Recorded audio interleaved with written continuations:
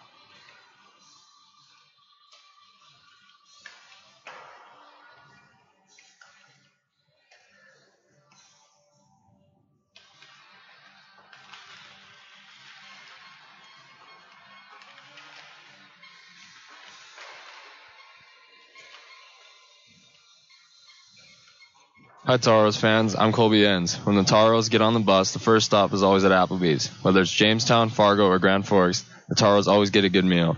The boys like Applebee's so much we eat at the Minot location too. Thanks to Applebee's, when we're on the road, the only thing we're hungry for is a win.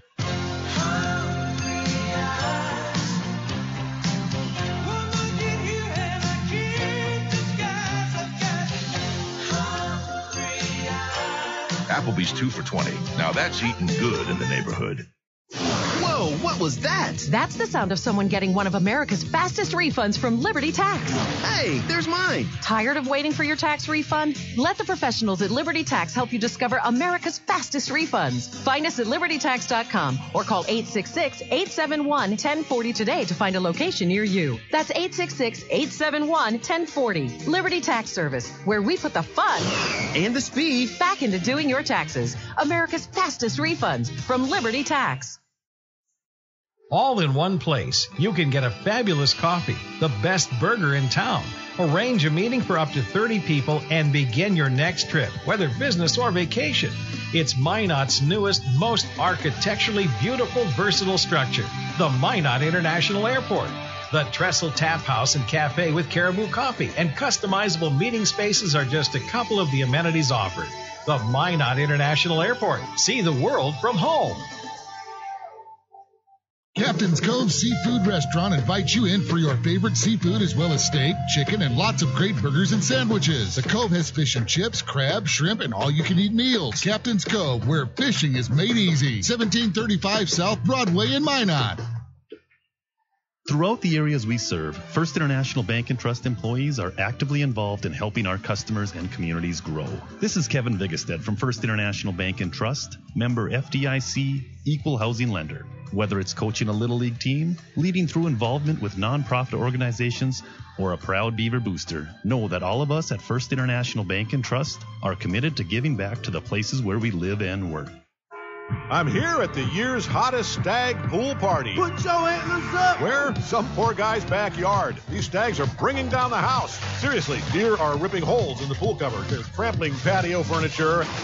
And all the damage was covered, thanks to Farmers Insurance. Stag Pool Party, October 27th, 2014. Talk to a farmer's agent. We know a thing or two because we've seen a thing or two. We are farmers. Bum, bum, bum, bum, bum, bum. I'm Toros forward Taylor Lance. Call Miranda Schuler, my billet mom, and your local's farmer's agent at 701-838-8144.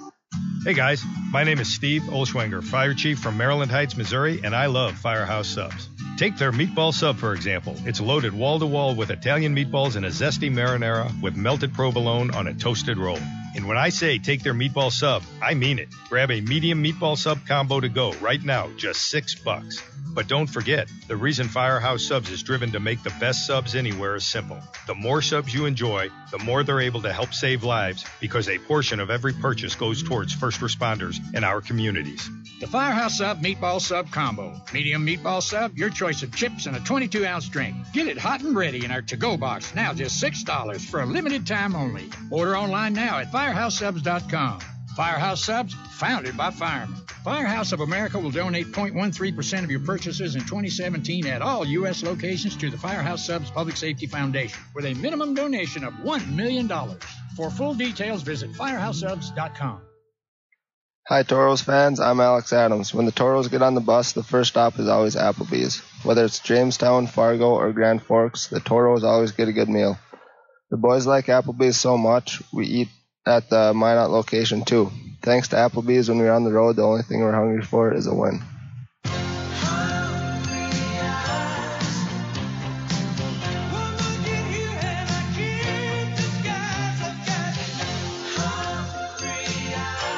Applebee's 2 for $20. Now that's eating good in the neighborhood.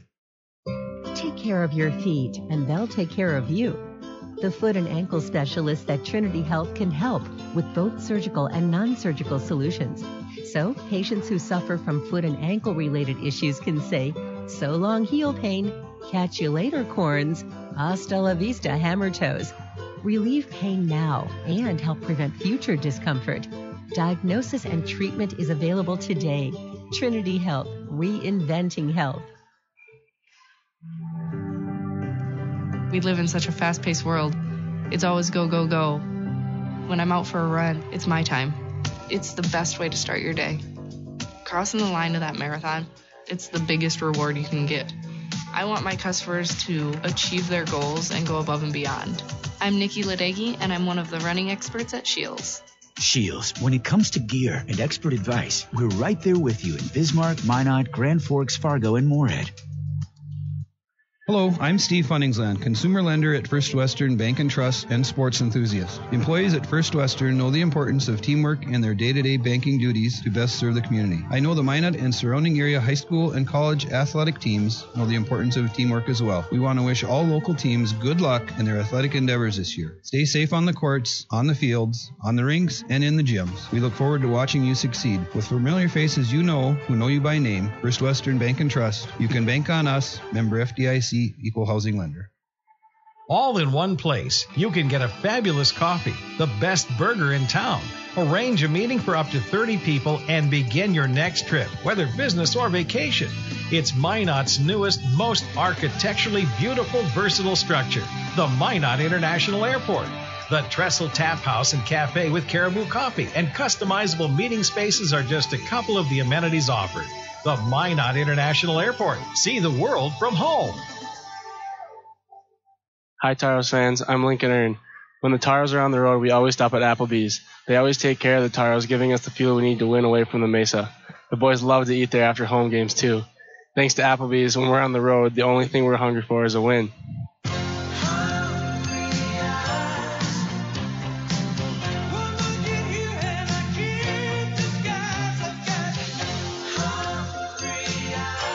Applebee's 2 for $20. Now that's eating good in the neighborhood. Daniel the deer danced everywhere. He pranced through fields and jigged through rivers. Then he saw it. What a stage! A place no deer had dared dance before.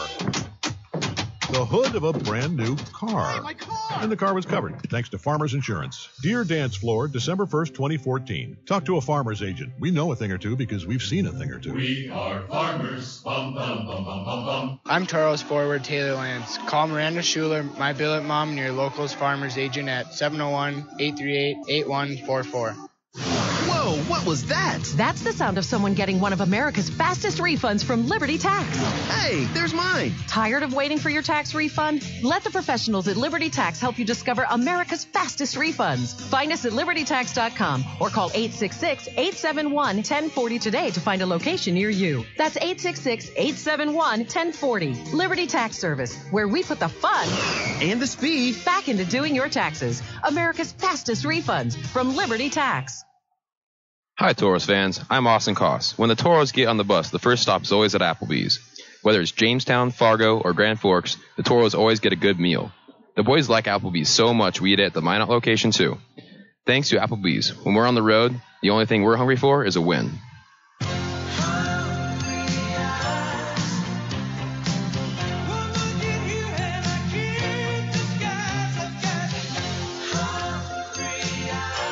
Applebee's 2 for $20. Now that's eating good in the neighborhood. The sinister cries haunted Mary through the night. Dawn neared, and still the voice tormented her. She ran towards the safety of her car, flung open the door, and a coyote had somehow gotten locked inside. But the damaged interior was covered, thanks to Farmers Insurance. Coyote Carpool, August 1st, 2015. Talk to a farmer's agent. We know a thing or two because we've seen a thing or two. We are farmers. Bum, bum, bum, bum, bum, bum. I'm Taros forward Taylor Lance. Call Miranda Schuler, my billet mom, and your locals farmers agent at 701-838-8144. Hey guys, my name is Steve Olschwenger, Fire Chief from Maryland Heights, Missouri. I love Firehouse Subs because you can feed your whole crew and help your community thanks to Firehouse Subs Catering. If you're planning a tailgate, an office holiday party, or anything in between, Firehouse Subs has crowd-pleasing platters starting at just $5 per person. They'll even deliver to you. And of course, you'll be helping your community because a portion of every purchase at Firehouse Subs goes towards helping first responders in our communities. The more subs folks enjoy, the more Firehouse Subs is able to help save lives. Firehouse Subs Catering. Choose from sub, salad, or dessert platters for your next group gathering. Platters start at just $5 a person. Visit firehousesubs.com to find a location near you. Firehouse Subs, founded by firemen. Firehouse of America will donate 0.13% of your purchases in 2017 at all U.S. locations to the Firehouse Subs Public Safety Foundation with a minimum donation of $1 million. For full details, visit firehousesubs.com. You're gonna love buying from Ryan. Hi, this is Carson Wentz. While we have a couple seconds, I'd like to tell you why I'm a fan of Ryan Family Dealerships. They know the only way to win someone's respect, to earn their business, is by meeting and exceeding their expectations. That's why I buy my vehicles here. Whether it's sales, parts, or service, you can be sure they'll go the extra mile for you. Take it from me, you're going to love buying from Ryan.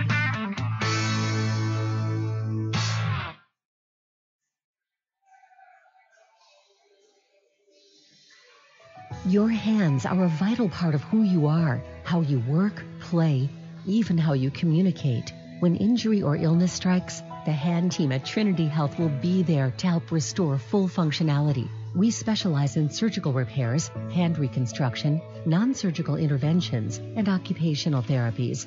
Don't let damage or disorder take away your hands. See the hand team at Trinity Health. Trinity Health, reinventing health.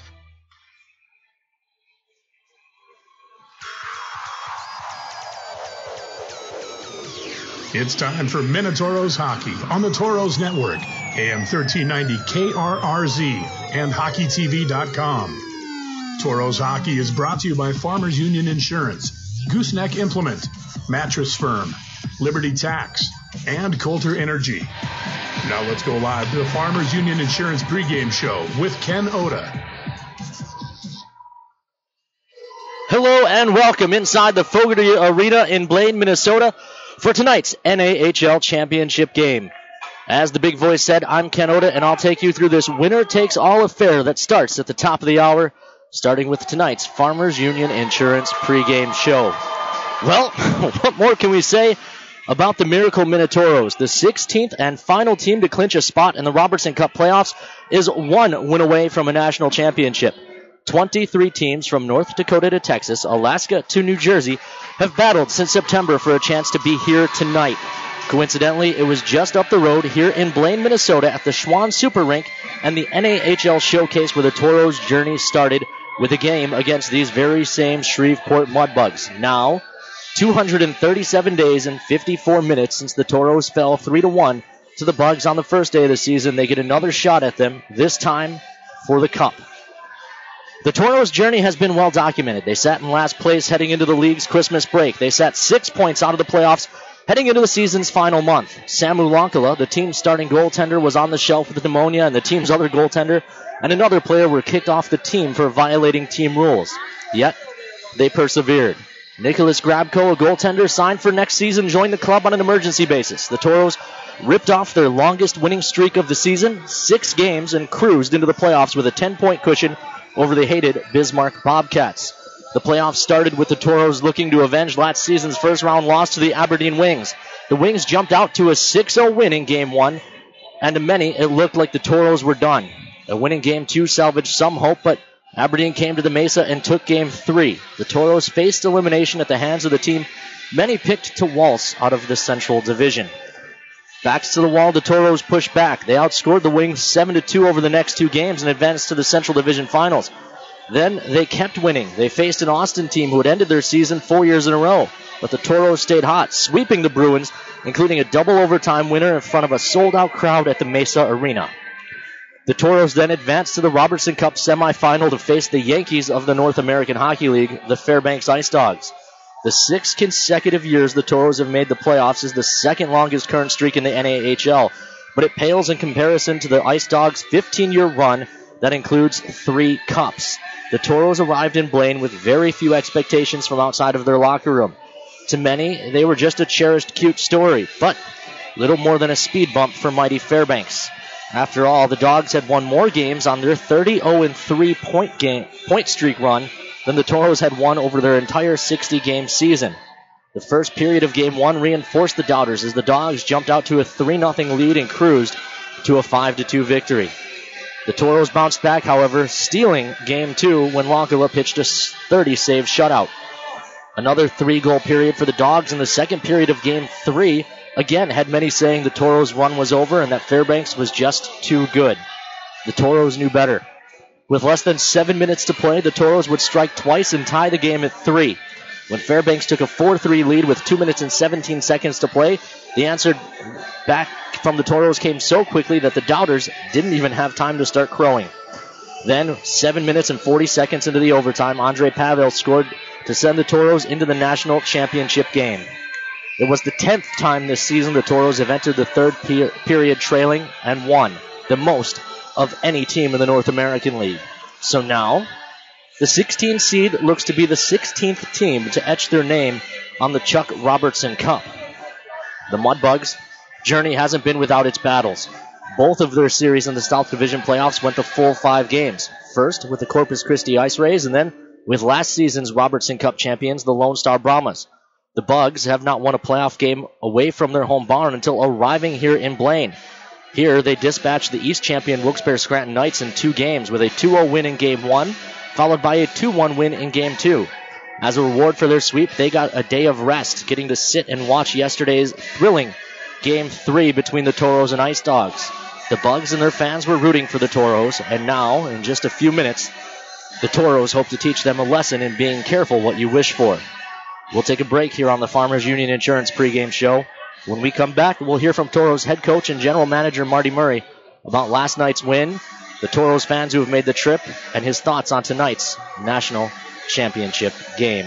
You've got the Farmers Union Insurance pregame show here on the Minotauros Network, AM 1390 KRRZ and HockeyTV.com. Hi, Toros fans. I'm Colby Enns. When the Toros get on the bus, the first stop is always at Applebee's. Whether it's Jamestown, Fargo, or Grand Forks, the Toros always get a good meal.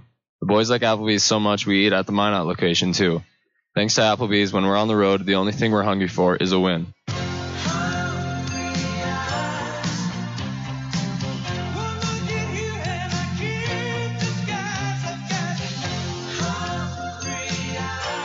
Applebee's 2 for $20. Now that's eating good in the neighborhood. Whoa, what was that? That's the sound of someone getting one of America's fastest refunds from Liberty Tax. Hey, there's mine. Tired of waiting for your tax refund? Let the professionals at Liberty Tax help you discover America's fastest refunds. Find us at libertytax.com or call 866-871-1040 today to find a location near you. That's 866-871-1040. Liberty Tax Service, where we put the fun and the speed back into doing your taxes. America's fastest refunds from Liberty Tax. All in one place. You can get a fabulous coffee, the best burger in town. Arrange a meeting for up to 30 people and begin your next trip, whether business or vacation. It's Minot's newest, most architecturally beautiful, versatile structure, the Minot International Airport. The Trestle Tap House and Cafe with Caribou Coffee and customizable meeting spaces are just a couple of the amenities offered. The Minot International Airport. See the world from home.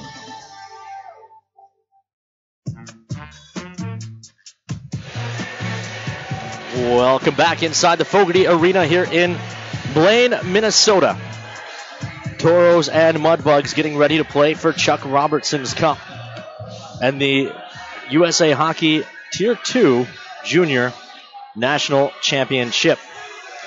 As I mentioned before the break, had a chance to sit down with Toros head coach Marty Murray before this one, talk about yesterday's crazy game, as well as getting ready for this evening's matchup. Here with Toros head coach Marty Murray. Marty, before we get to the task at hand, let's just take a minute and talk about last night's crazy game. What's the feeling on the bench during that third period? It was a lot of ups and downs, that's for sure. I mean, that was one of the wildest third periods I've ever experienced, and not only my coaching days but playing days as well. For us to come back, make it 3-3, they got one late. With 2 minutes, pull the goalie, we tie it up, and just what a roller coaster of emotions, that's for sure. But I think us getting that, tying it up second, I think maybe give us a little momentum going into the playoffs. Overtime. Also, the fans yesterday were unreal. It sounded like a home game. The way they were cheering every save by Samu, every hit, and of course the game winner. It was unreal in here. It really was. I mean, we have a lot of players from Minnesota on our team, and a lot of our faithful from Minot came up here and joined us for the week. So yeah, they were awesome. They were definitely the seventh man on the ice for us last night.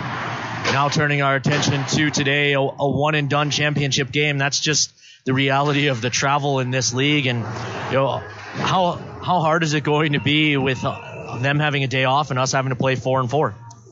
I mean, it's not ideal. We'd rather have a few days here to get ready for another series against them, but this is the way the rules are, so we're abiding by them. But I think we will have some adrenaline coming from last night.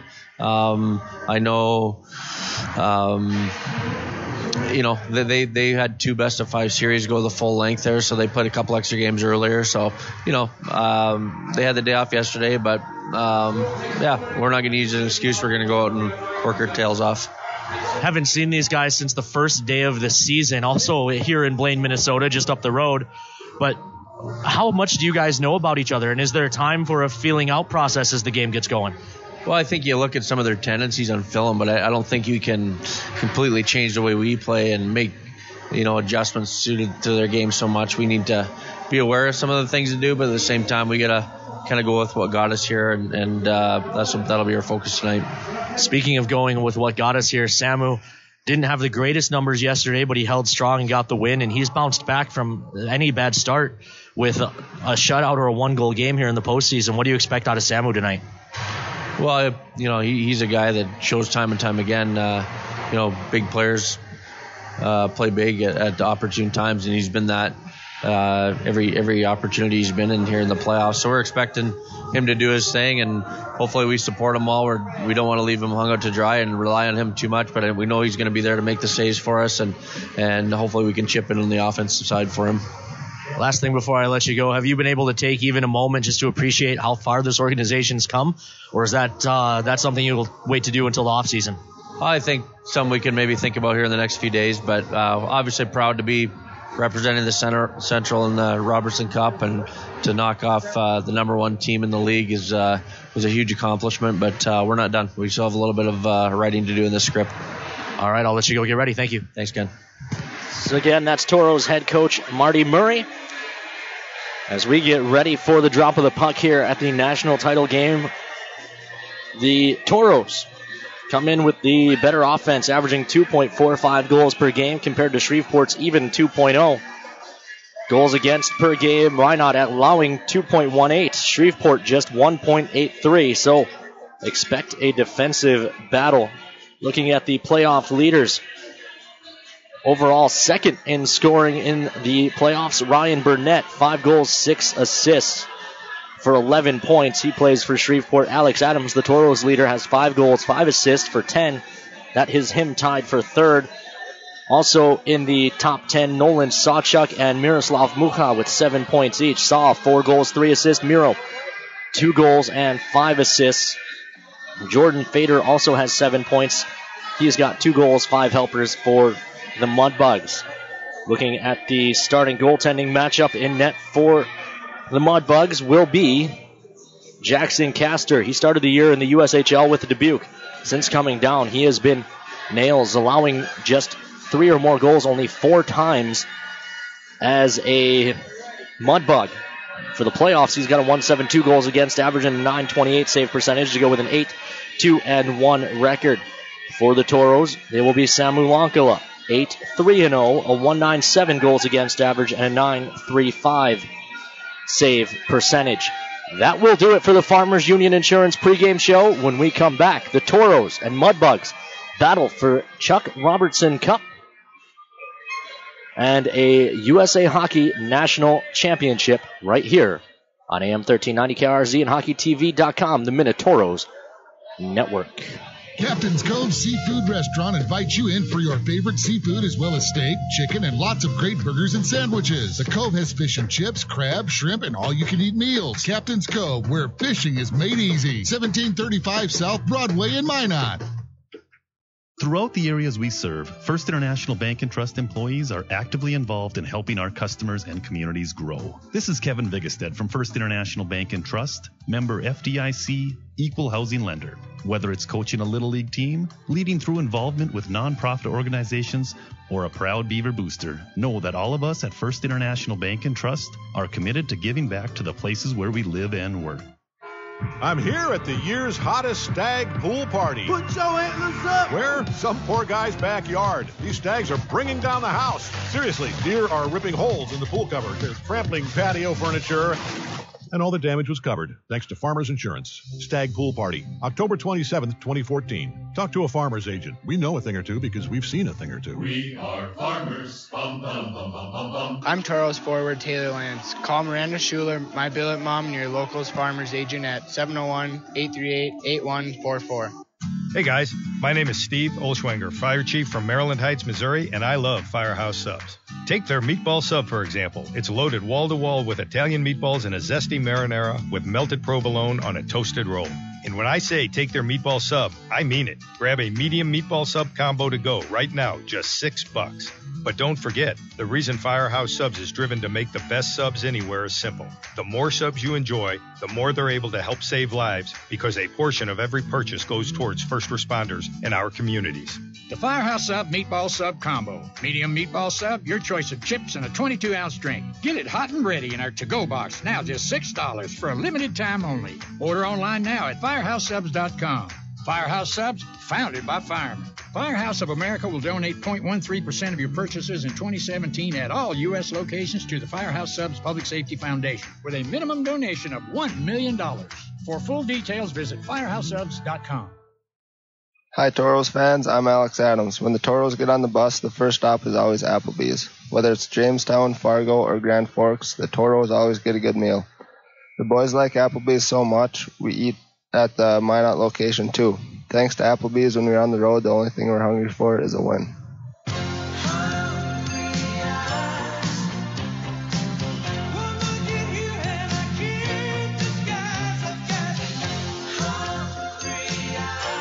Applebee's 2 for $20. Now that's eating good in the neighborhood. Take care of your feet, and they'll take care of you. The foot and ankle specialists at Trinity Health can help with both surgical and non-surgical solutions. So, patients who suffer from foot and ankle related issues can say, "So long, heel pain. Catch you later, corns. Hasta la vista, hammer toes." Relieve pain now and help prevent future discomfort. Diagnosis and treatment is available today. Trinity Health, reinventing health. We live in such a fast-paced world. It's always go, go, go. When I'm out for a run, it's my time. It's the best way to start your day. Crossing the line of that marathon, it's the biggest reward you can get. I want my customers to achieve their goals and go above and beyond. I'm Nikki Ladegi, and I'm one of the running experts at Shields. Shields, when it comes to gear and expert advice, we're right there with you in Bismarck, Minot, Grand Forks, Fargo, and Moorhead.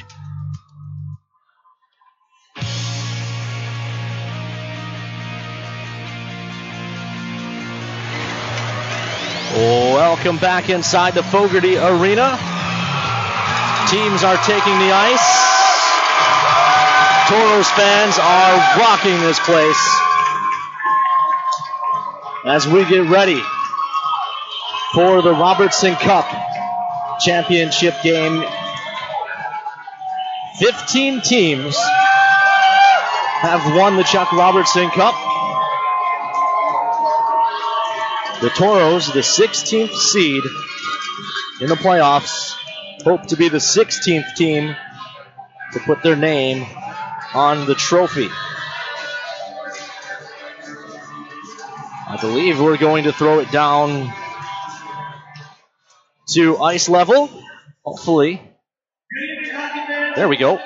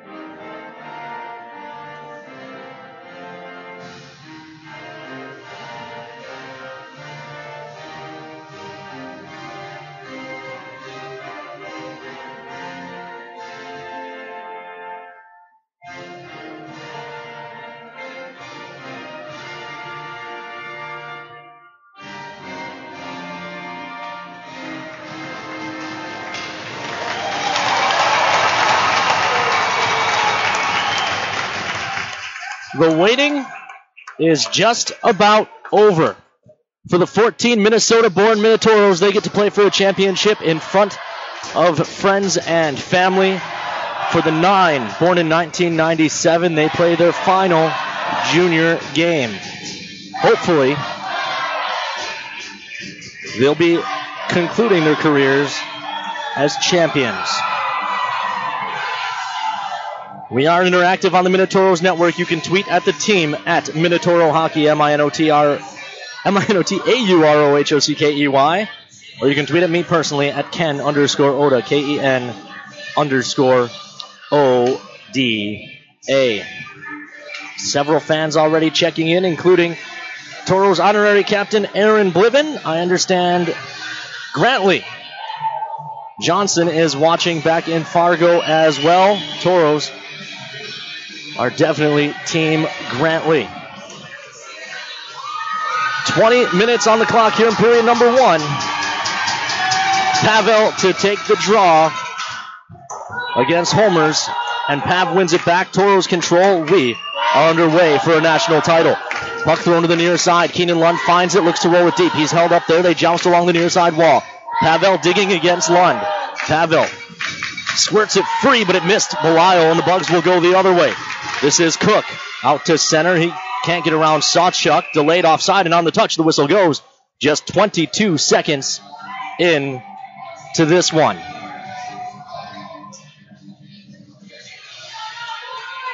The Meckleys checking in back in the Magic City. Jamie and Laurel Hyatt, Robbie Myers all at Fort Hyatt. The Lingenfelters there as well. The Koopmans checking in back in the Magic City. Larry McFall there as well.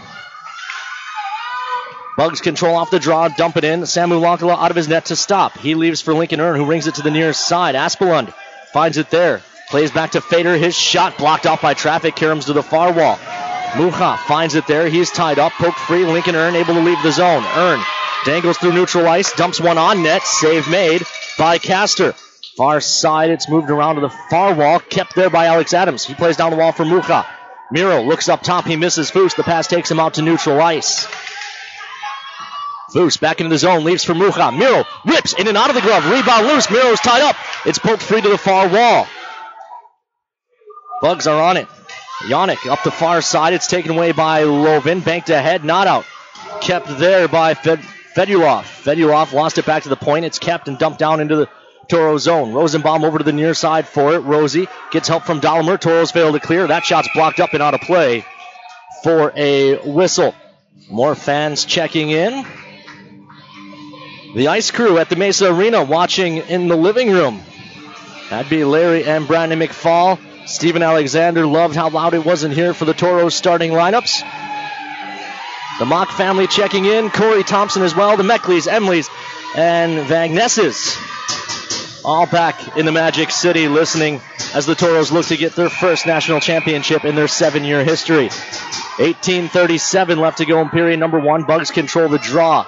They dig along the near side wall. McGinnis wins a battle and plays it ahead for Dahlimer. Dahlimer quickly out for Brian Adams. He can't reach it. Rosenbaum does. Rosie chips ahead. Delayed offside, so the Toros can't touch. They have to regroup and get back on it.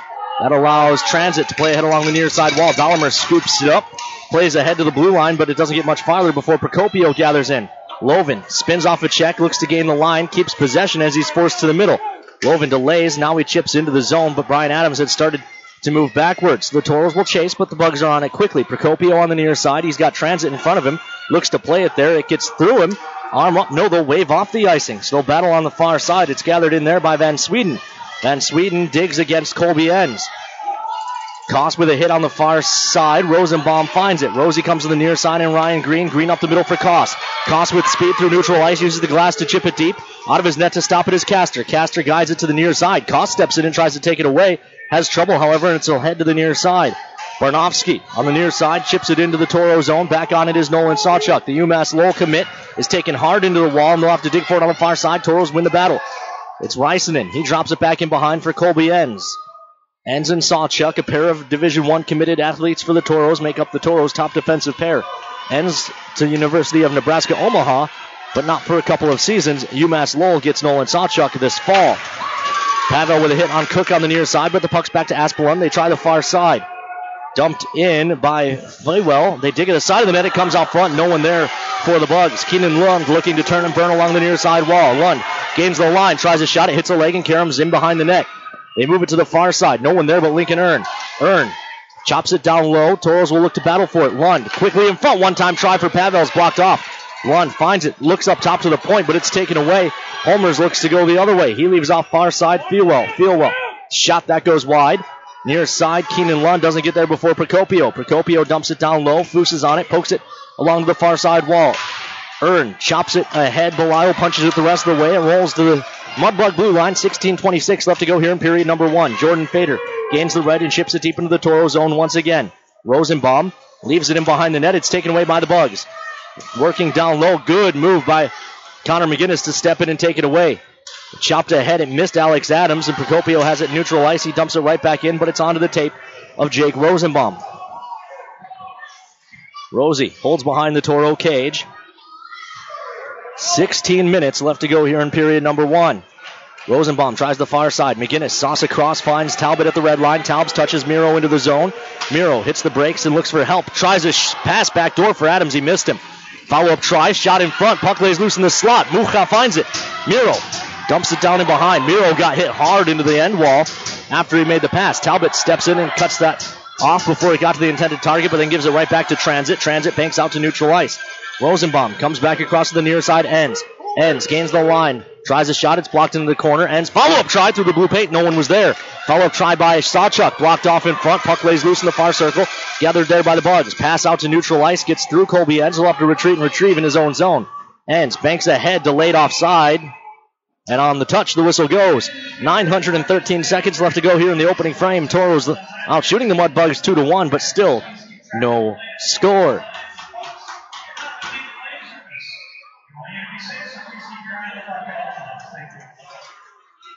Draw in neutral. We've got Mark Rysenden checking in from Saskatoon.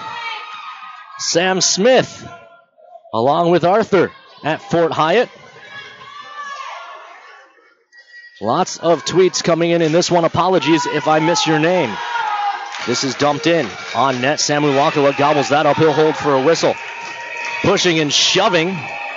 We expected some of this. The South plays a different brand of hockey. A little bit more physical. A little less speed. Draw will be to the left of Samu Wakala. Fans new to the broadcast may notice the crowd mic picking up some mooing. They're not booing, they're Samooing. Far side. Bugs control. Spinning with it is Barnofsky. He plays down into the corner.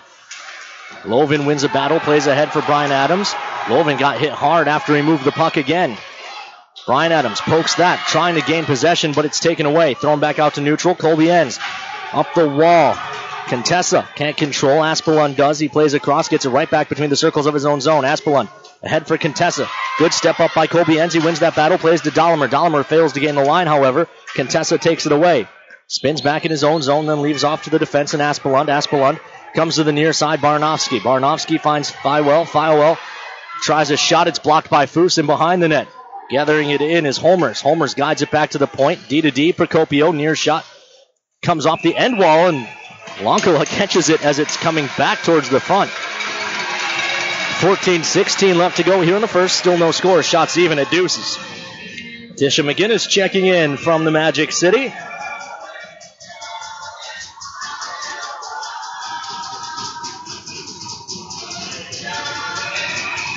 Victoria, Will, and Lily Connor as well. Draw to the right of Samu Lonkala. 50-50 draw. Cook finds it. Drives the net. Shot fought off by Lonkala. Rebounding behind. Cook guides it back to the far point. They come across to the near. One-time try. Save made by Lonkala with the right leg. Near side, they'll dig along the boards. Good hit by Austin Koss, but the Bugs player falls on top of it. Puck dug out by Foose. Green plays across for Rysenden. Rysenden touched out for Green, but it split the wickets. Geispers dumps it in. An awkward Karam comes out in front. No one there, fortunately, for the Toros, as the Bugs would have had a tap-in, similar to Taylor Lance's goal in Game 3 against Aberdeen. Meanwhile, the Bugs have iced the puck with 13:39 left to play here in period number 1.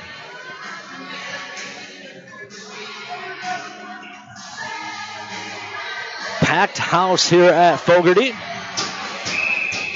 As I mentioned, 14 Toros are Minnesota natives. Add in 5 more for the Bugs. And, of course, the close proximity to North Dakota. Several Toro fans made the trip. I'd say probably close to 100, as that caught someone on the Mudbug bench. So the draw comes back into the Shreveport zone. 13:34 left to go here in period number 1. Mike Anderson checking in.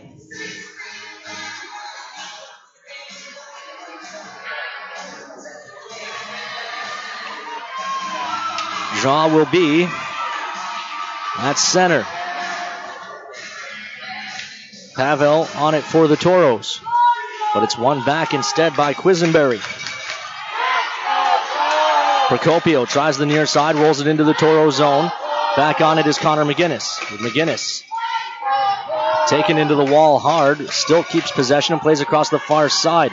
Belisle, he gets rocked as well. McGinnis is there in support, plays ahead for Belisle. Belisle chips out to neutral. No, he doesn't. A good keep at the blue line. Philwell forced wide by Rosenbaum and then taken into the boards. Sorry, that's Fader. They dig along the wall. Played back to the point. Shot coming. That ends up going wide. In behind the net, they try to stuff it, and Lonkala's got the glove on top. 12:54 to go here in period number 1. Toros and Mudbugs still scoreless in the national title game.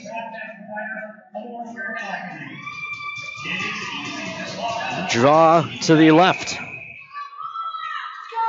of Samu Lonkala. Michael Talbot will take it against Fedulov.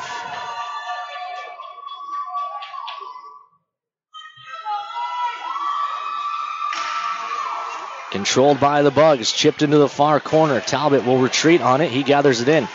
Nifty play to work it behind the net for Sawchuk, and the Toros will start up the ice. Sawchuk ahead.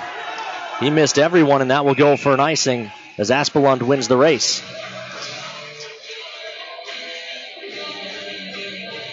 So the draw comes back down into the Toro zone. To the left of, make that the right of Samu Lonkala. Jaden Martin is tuned in. He's on the deck drinking a cold one. Toros alum hoping the Toros can bring the cup home back to Minot. Shot was blocked off at the side of the net. Alex Adams has it there. Chips ahead, not out. Follow-up try, finally cleared by Colby Enns. Rolled into the zone. Mucha appeared to save the race for icing, but did not. Those of you watching on the YouTube stream or GoToros.com may have just seen a couple more Toro alum. Nate Pionk and Max Metler in the house. Draw will be to the right of Lonkala.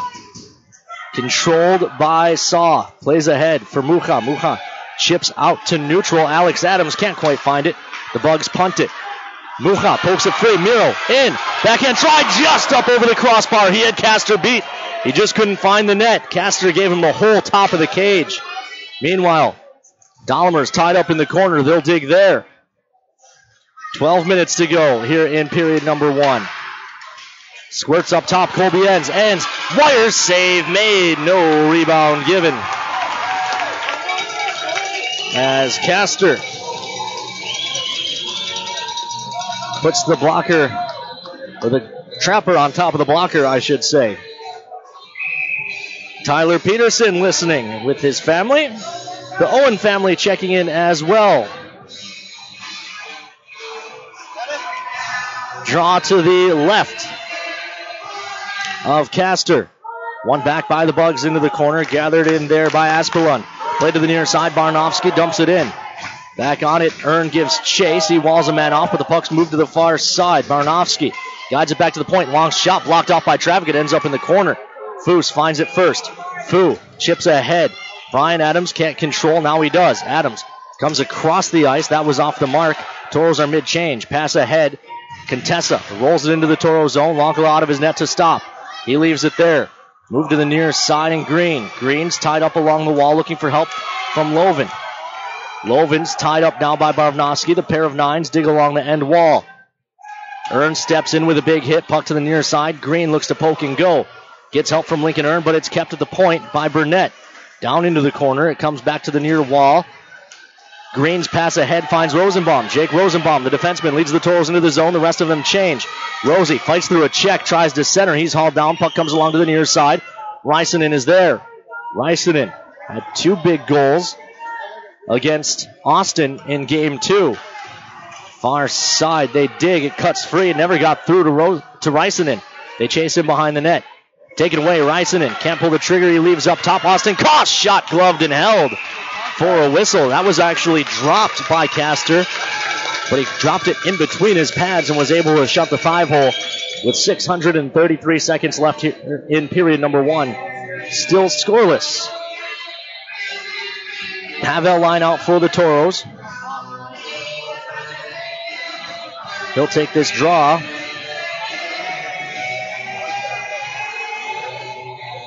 Against Fedulov. One back by the Toros. Sawchuk tries a shot through traffic. It's in! Nolan Sawchuk! Toros lead 1-0. Nolan Sawchuk through traffic. And the Toros have the first goal of the Robertson Cup championship game.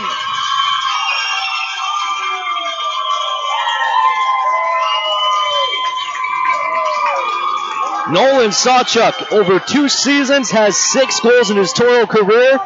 That is his 5th of the playoffs. It comes with 10:29 left to go in period number 1. Pavel on the draw. It's one back instead by Quisenberry. It ends up on net. Far side, Belisle with a big hit. Lund chases after, but the puck's around to the near side. Pav forces Fader to play it backwards. Procopio comes to the near side. Long toss across is off the mark. Sawchuk finds it. He was inside the red line, so he dumps it right back in. Castor lost it in his skates. Lund trying to poke it free, but it comes to the near side. Procopio glassing out for the Bugs. Sam Foose is back on it. Foose, D-to-D with Lincoln Earn, comes right back to Sam Foose. Foose gives back to Earn. They continue to backtrack. Foose up the wall. Lund is able to get it out to neutral ice. Procopio dumps one in. It's blocked. Andre Pavel looking to push play into the zone around Aspelund. Pavel breaks wide, trying to cut to the front. He's taken down hard into the end wall. They dig down low. Koss was there. Pavel as well. It's chipped ahead. Adams jousts and pushes it back into the zone. Has the stick chopped out of his hands. That goes uncalled. Back to Foose. Foose up ice, finds Mucha.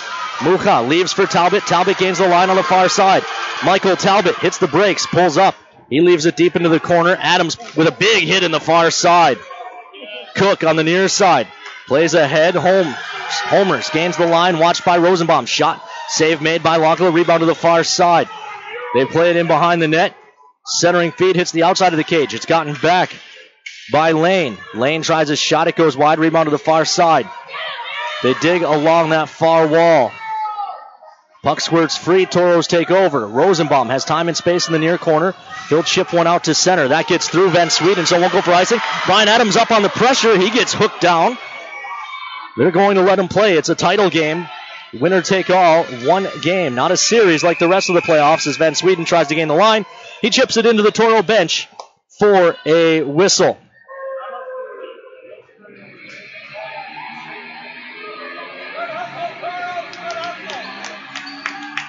Draw will be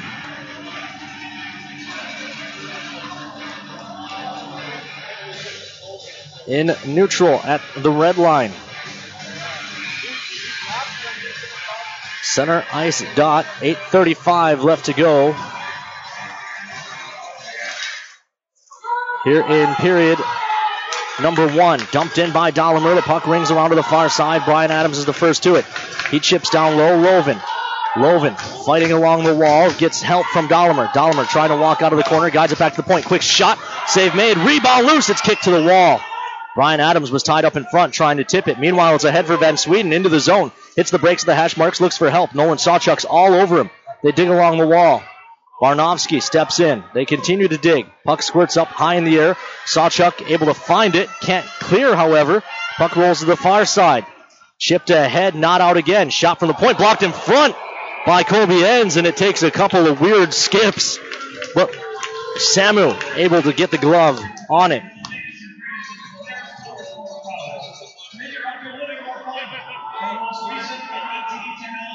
The Toros in the postseason when scoring first, 6-1.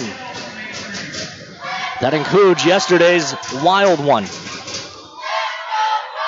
Draw to the left of Lankala. Far side, Ern rings it around to the near. Keenan Lund has stepped into, but he's able to clear it out to neutral. Belisle lost the handle. It's dumped right back in by Geispers. Far side. Foose has trouble. Belisle's there as well. It squirts him behind the net. Ern shuts it off and frees the puck up for Foose. Foose comes across for Lund. Lund gains the red line and now the blue. Keenan Lund punches it deep into the zone. Toros will chase after it. Lund digging, wins a battle, sweeps it in behind the net, but it's Clements who picks it up there. Clement, I should say, sends it down the ice. It will go for icing, and the Bugs won't be allowed to change.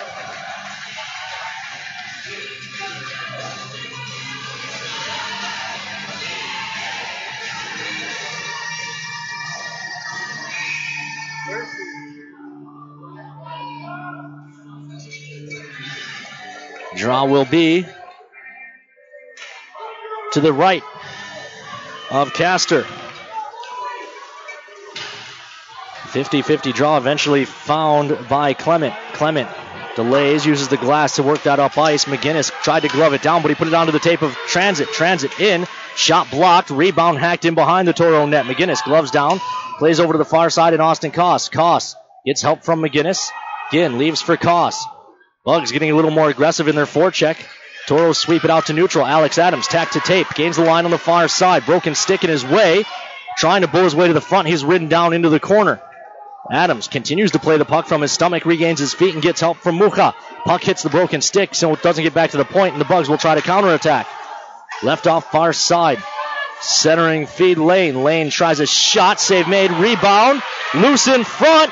And cleaned up by Enns. Follow-up try by Aspelund. Hits a leg and caroms into the glove of Ronkala. 6:23 left to go here in period number one. Toros being outshot 6-5, but lead 1-0.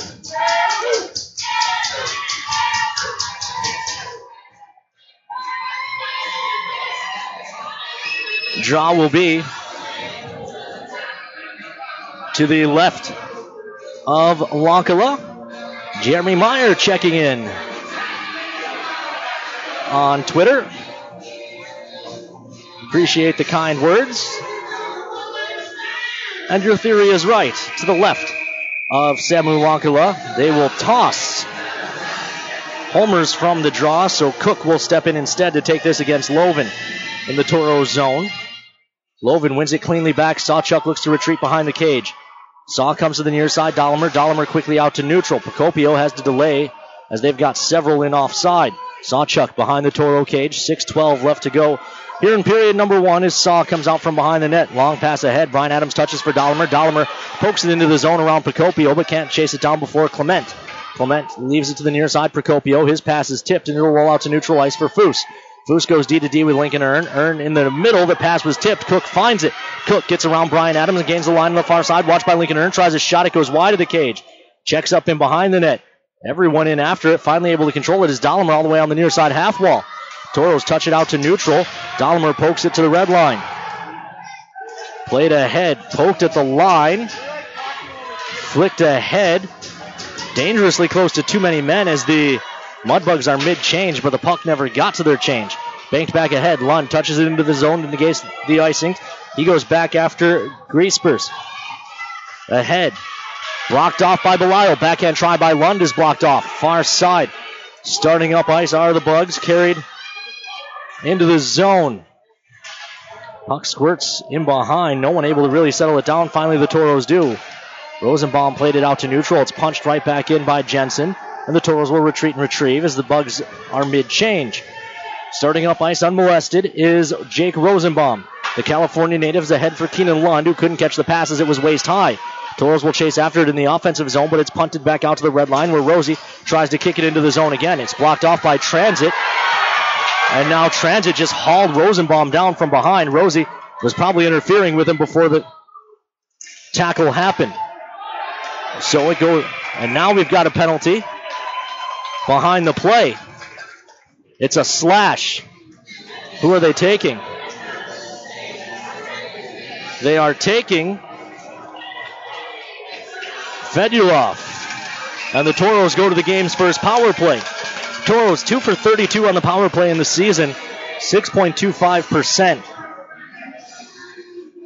However, while they struggled not having a power play goal between the first round and yesterday, it was a big one that got the Toros back into it, cutting the Fairbanks lead to 3-2 with just under 7 minutes remaining yesterday. Another power play goal here would give the Toros some breathing room that they haven't had in a long time. This is ahead and all the way down, however, as the Bugs control off the draw. 1:50 left to go on the power play as Sawchuk starts up ice. Saw up the middle, right over the Robertson Cup logo, drops for Muha. Muha carries over the red and into the blue.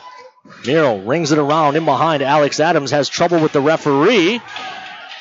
Lovin swoops in, gathers it, and guides it back to the point in Sawchuk. Sawchuk leaves off for ends, back up top Sawchuk. Sawchuk comes back to Muha. Miro, side of the net, Lovin tries a tough angle shot. It's saved, made by Castor, gives to Muha. Miro back up top for Sawchuk. Gives to Miro. Miro walks in, wires. That goes just off the tip of the glove and then the end glass. Back up top for Sawchuk. Tap to tape for Saw. Gives to Muha. Miro tries to drop down below the goal line for Lovin. Gets it right back. Miro delays. Looks across for ends. Touched up top Sawchuk. 3 on the power play. Muha drops down low. Touch back up top. Sawchuk. Shot. Blocker save. Rebound to the far wall. Colby Enns has trouble there, but he does win the battle. Enns chips down the wall. Lovin gives to Adams. Adams looks back up top for Enns. Comes across Sawchuk. Touches for Muha. Miro looking back door. Missed Adams. Went right through his legs. Couldn't get the stick on it, or he has to tap into an open side. Bugs hammer to the near side, but Muha able to keep it there. Miro plays it back to the point. Sawchuk looks across. Enns one-timer. Gobbled up by Castor. 31 seconds on the power play, and that's as good as the Toros' power play has looked without scoring all postseason long. Palindrome on the clock. 3:03 to play here in period number 1. Toros out shooting the Mudbugs 8-6 and outscoring them 1-0. Talbot on the draw with homers. Played in behind, hammered to the far side. Foose can't sky to glove that, and the Toros will have to retreat and retrieve. Lonkala leaves for Rosenbaum. Rosenbaum pressured all the way up the ice, but that's going to lead to a 4-on-3 rush the other way. Rosie gains the line. No, he does not. Apparently, Dahlimer didn't drag his foot. So the draw comes out to neutral with 16 seconds left on the power play. 2:48 left to go in period number 1 with the Toros leading 1-0.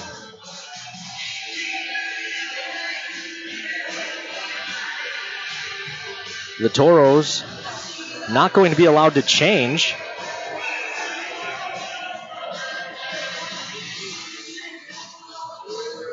It was an offside play. Why aren't they letting the Toros change?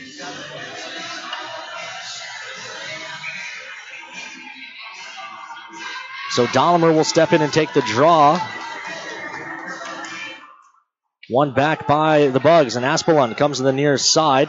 Rosenbaum's on it. Toros can finish their change. Just 9 seconds left on the power plays. They come into the middle for Pavel.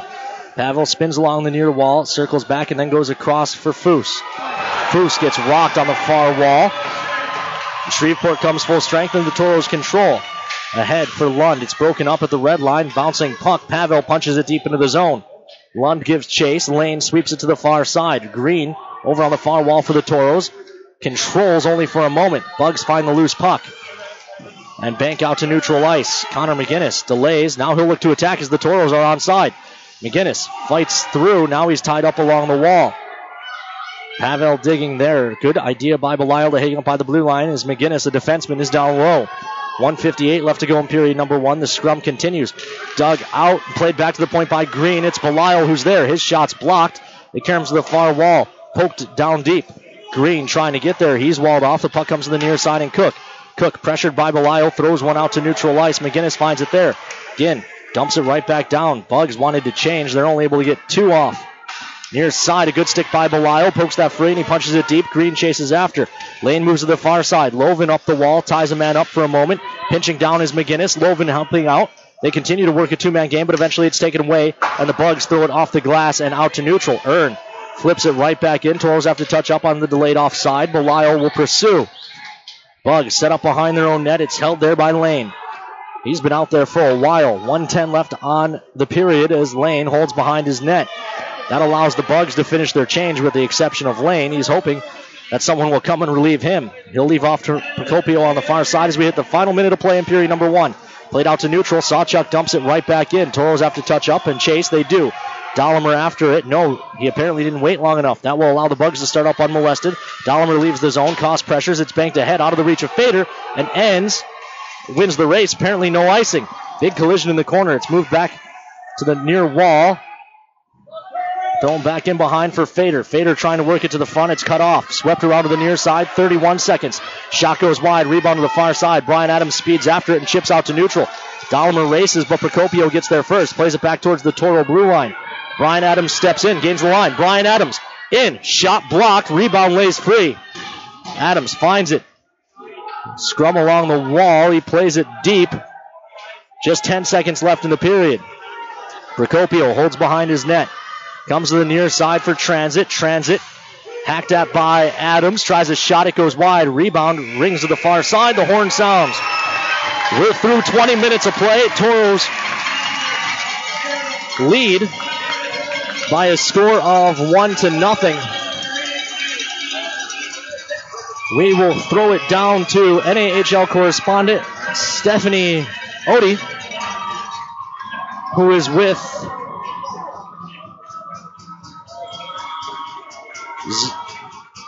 Zernis from the Mudbugs.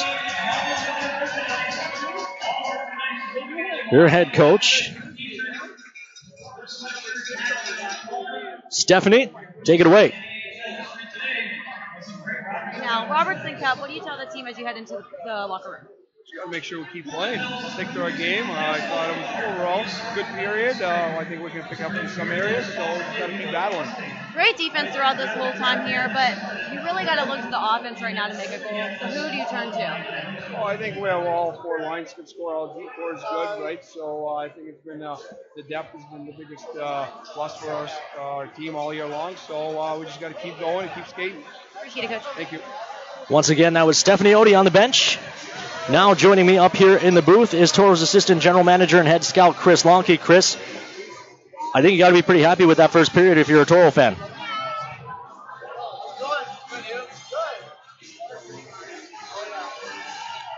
Toros 6-1 when scoring the first goal here in the playoffs. You know, overall, I don't mean to pick on the Mudbugs, but it feels like the Toros have had an easier time getting out of their zone and an easier time getting pucks to the net once they're in the offensive zone than they've had the last 3 days.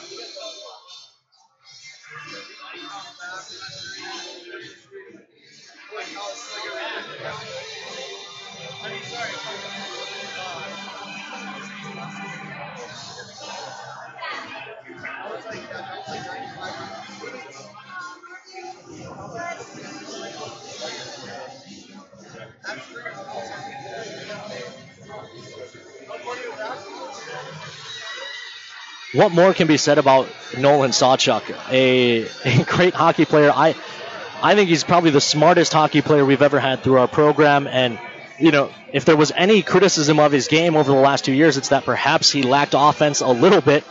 Well, he's put up 6 goals in the postseason.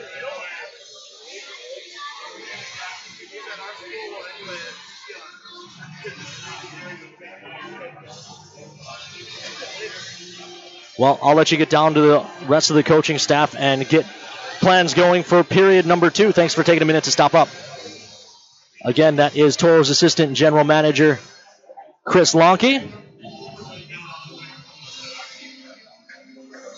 Stepping in now before we go to commercial here on the Gooseneck Implement Intermission Report is the Commissioner of the North American Hockey League, Mark Frankenfeld. And Mark, I don't often get to talk to you this many times in a season, but between the showcase, top prospects, and now the Toros making it all the way here to the Robertson Cup final, fourth time we get to talk this year. And Mark, this event has been fantastic. I know the players have loved the treatment they've gotten from the league.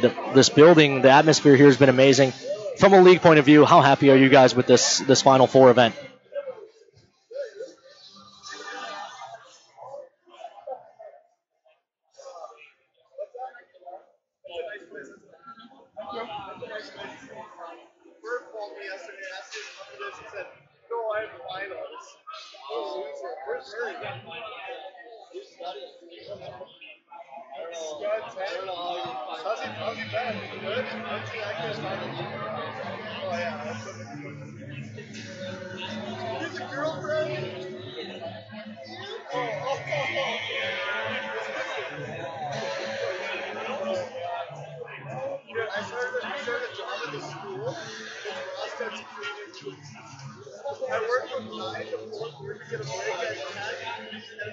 It certainly is, and you mentioned the fans from both sides. It's easy for the Minot. I shouldn't say easy. It's a 9-hour drive, but it's a lot easier for the Minot fans to get here. I'm impressed by how many Shreveport Mudbugs fans have made the trip all the way up from Louisiana.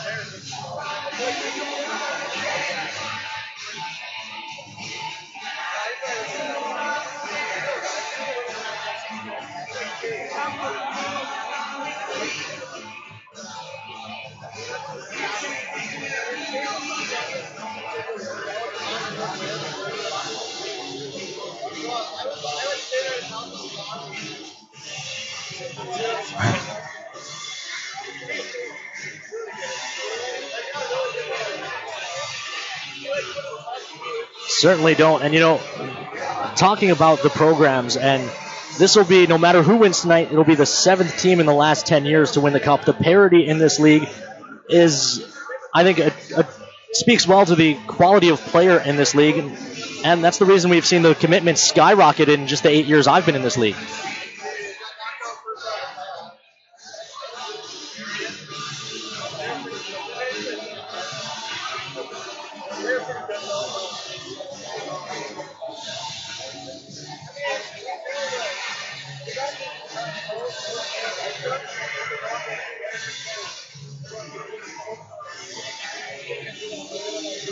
All right, well, like I said, there 2 days ago, I know you've got more important people around here to talk to than me, so I appreciate your time coming up and talking, and hopefully one of these days we'll get you up to Minot to check out our beautiful new building up there.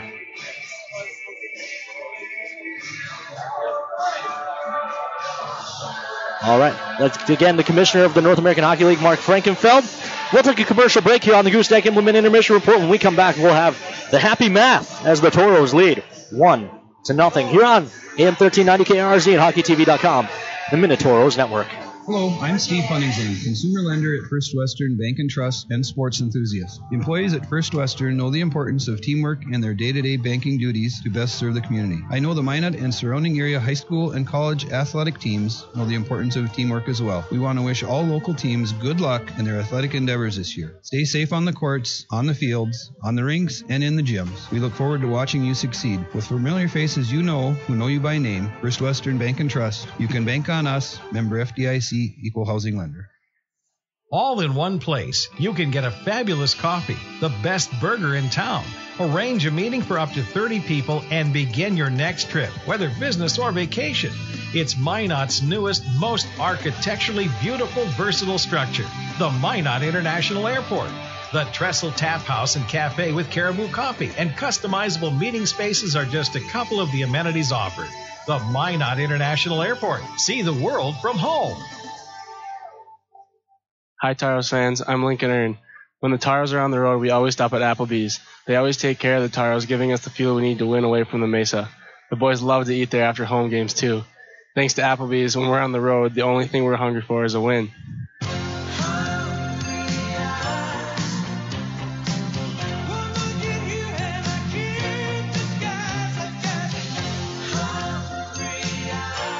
Applebee's 2 for $20. Now that's eating good in the neighborhood. Daniel the deer danced everywhere. He pranced through fields and jigged through rivers. Then he saw it. What a stage! A place no deer had dared dance before. The hood of a brand new car. My car! And the car was covered, thanks to Farmers Insurance. Deer Dance Floor, December 1st, 2014. Talk to a farmer's agent. We know a thing or two because we've seen a thing or two. We are farmers. Bum, bum, bum, bum, bum, bum. I'm Toros forward Taylor Lance. Call Miranda Schuler, my billet mom, and your locals farmers agent at 701-838-8144. Whoa, what was that? That's the sound of someone getting one of America's fastest refunds from Liberty Tax. Hey, there's mine. Tired of waiting for your tax refund? Let the professionals at Liberty Tax help you discover America's fastest refunds. Find us at libertytax.com or call 866-871-1040 today to find a location near you. That's 866-871-1040. Liberty Tax Service, where we put the fun and the speed back into doing your taxes. America's fastest refunds from Liberty Tax.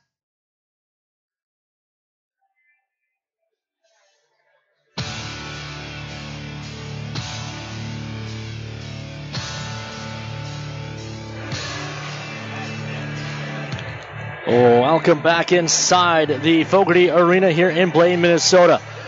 Robertson Cup Championship game. The winner between the Toros and the Mudbugs will be the national champion.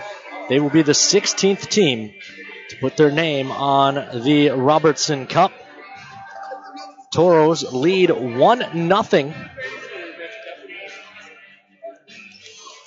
Nolan Sawchuk getting his 6th of the postseason. Waiting to see if they've credited any assists. The Toros, they've been in this position before. They led the Mudbugs 1-0 early in the second. On the first day of the season at the NAHL Showcase, it wasn't the Toros' first game of the season. The Mudbugs had played a series the weekend before. And the Bugs were able to come back and win 3-1. Andre Pavel, his 4th assist of the postseason. Again, that goal came at 9:31. Toros 0 for 1 on the power play. Bugs have yet to get one. You know that will change. Shots on goal, 8-6 in favor of the Toros.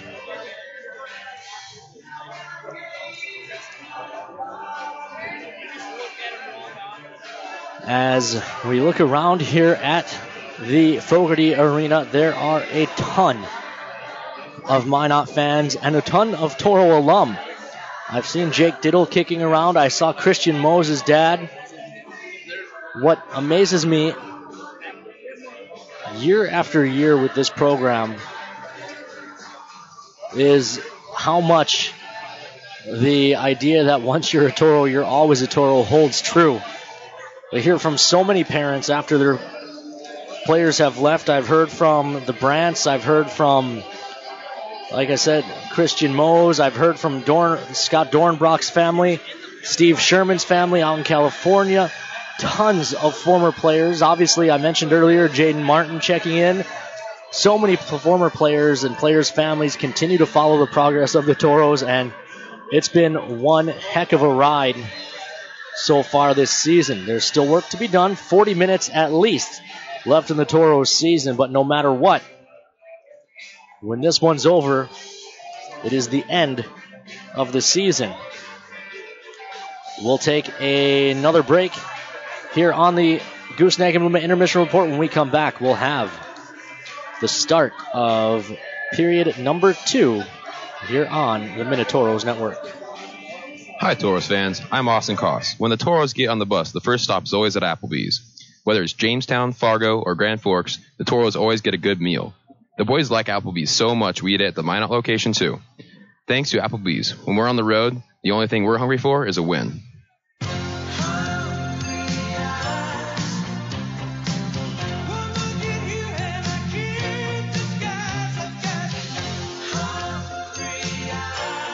Applebee's 2 for $20. Now that's eating good in the neighborhood. The sinister cries haunted Mary through the night. Dawn neared, and still the voice tormented her. She ran towards the safety of her car, flung open the door, and a coyote had somehow gotten locked inside. But the damaged interior was covered, thanks to Farmers Insurance. Coyote Carpool, August 1st, 2015. Talk to a farmer's agent. We know a thing or two because we've seen a thing or two. We are farmers. Bum, bum, bum, bum, bum, bum. I'm Toros forward Taylor Lance. Call Miranda Schuler, my billet mom, and your locals farmers agent at 701-838-8144. Hey guys, my name is Steve Olschwenger, Fire Chief from Maryland Heights, Missouri. I love Firehouse Subs because you can feed your whole crew and help your community thanks to Firehouse Subs Catering.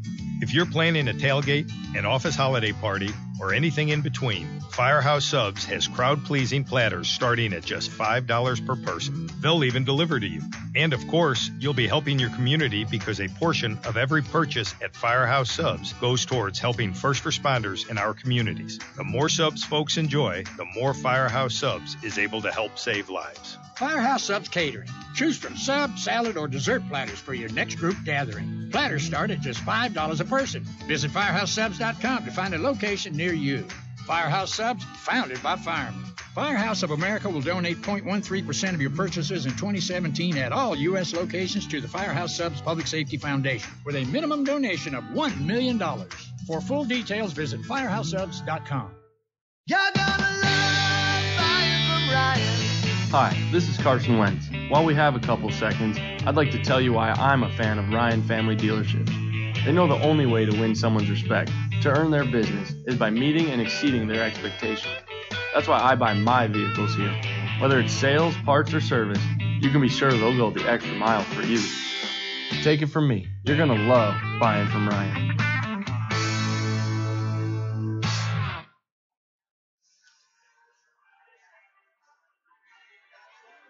Your hands are a vital part of who you are, how you work, play, even how you communicate. When injury or illness strikes, the hand team at Trinity Health will be there to help restore full functionality. We specialize in surgical repairs, hand reconstruction, non-surgical interventions, and occupational therapies.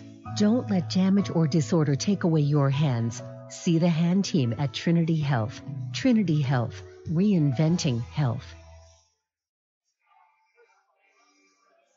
Whoa, what was that? That's the sound of someone getting one of America's fastest refunds from Liberty Tax. Hey, there's mine. Tired of waiting for your tax refund? Let the professionals at Liberty Tax help you discover America's fastest refunds. Find us at libertytax.com or call 866-871-1040 today to find a location near you. That's 866-871-1040. Liberty Tax Service, where we put the fun and the speed back into doing your taxes. America's fastest refunds from Liberty Tax. All in one place. You can get a fabulous coffee, the best burger in town, arrange a meeting for up to 30 people, and begin your next trip, whether business or vacation. It's Minot's newest, most architecturally beautiful, versatile structure, the Minot International Airport. The Trestle Tap House and Cafe with Caribou Coffee and customizable meeting spaces are just a couple of the amenities offered. The Minot International Airport. See the world from home.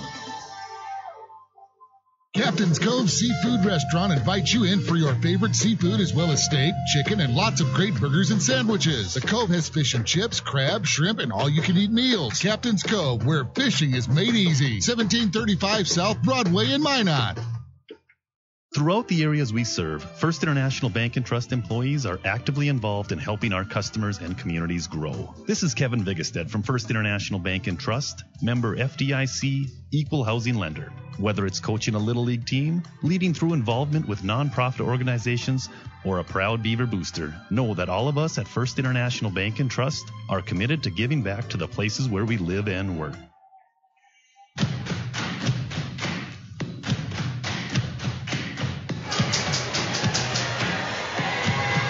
Welcome back inside Fogarty Arena.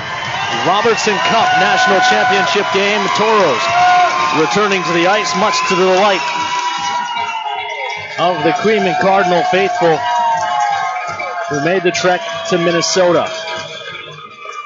Some fans jumping on social media asking during intermission, is that an electric Zamboni? It is, in fact, an electric Zamboni with a power cord. Unlike the electric Zams at the Mesa Arena that are rechargeable, this one has a giant extension cord hanging from the ceiling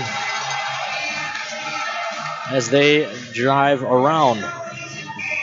Actually, kind of an interesting system of pulleys that keep the cord from getting caught up underneath the Zam. But as long as it makes the ice smooth and we can keep playing, don't really care how they make it work.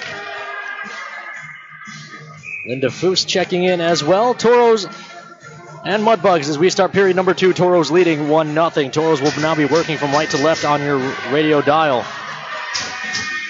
or computer monitor, depending on how you are tuned into the Minotauros network.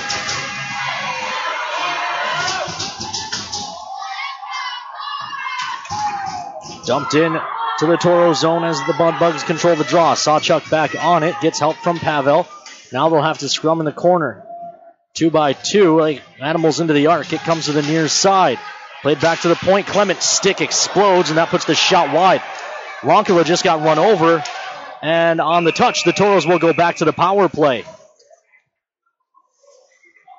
I'd be willing to bet that's a power play that the Mudbugs don't mind giving.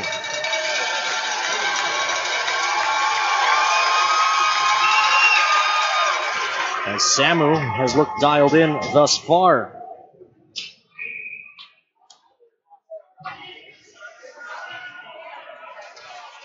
So the Toros back to the power play, 0 for 1 so far this evening, which means they are 2 for 33 or 6.06%. Now we're doing more shout-outs. Arch Eckert, the fine play-by-play voice of the Wenatchee Wild, who also recorded our intro and outro for the broadcast, is watching the Wild. And Toro alum Austin Park, BCHL champions. Mucha off the draw, shot blocked off and covered by Castor.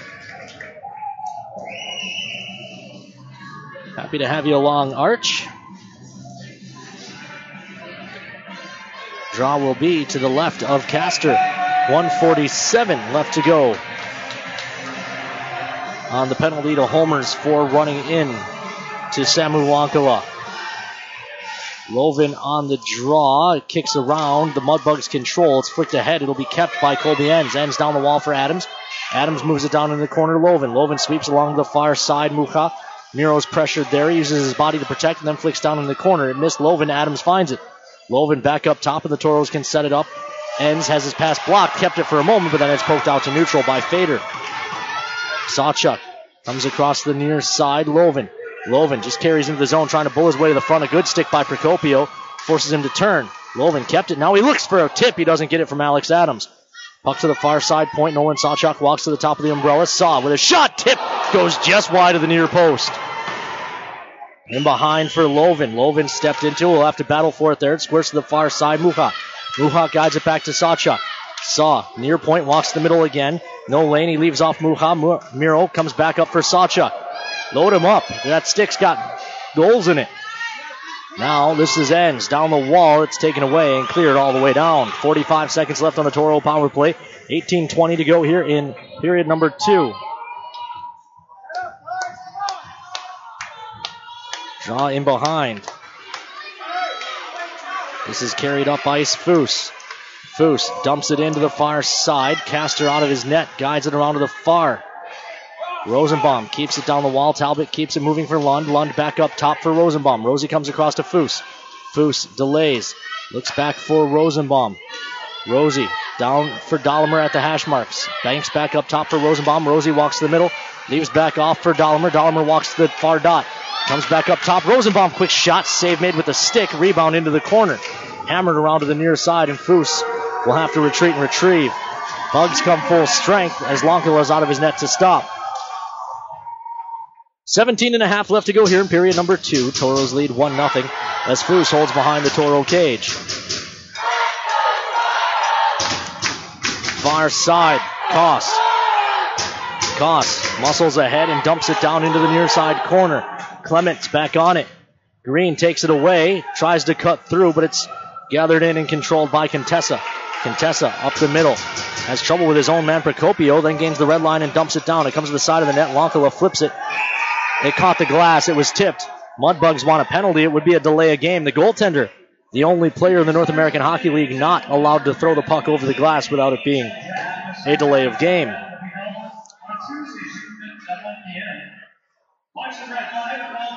Draw will be to the left of Lonkala. 1,019 seconds left to go here in period number 2.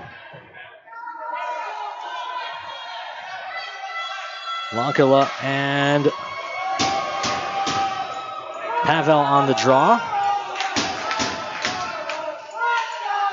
They'll toss. Fedorov. Yannick steps in. Draw controlled by the Toros. Ends plays it in behind for Sawchuk. Sawchuk keeps it moving for Lund. Lund plays it down low for Sawchuk. Sweeps it back to the near side and ends. Toros pinned behind their own net. Now a pass hits a leg and Karam's out to the slot. Bugs unable to capitalize, and it's ahead for Belisle.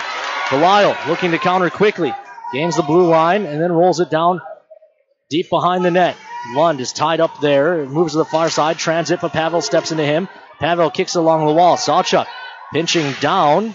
Can he keep it? He punches it back deep. Toros had already started to retreat.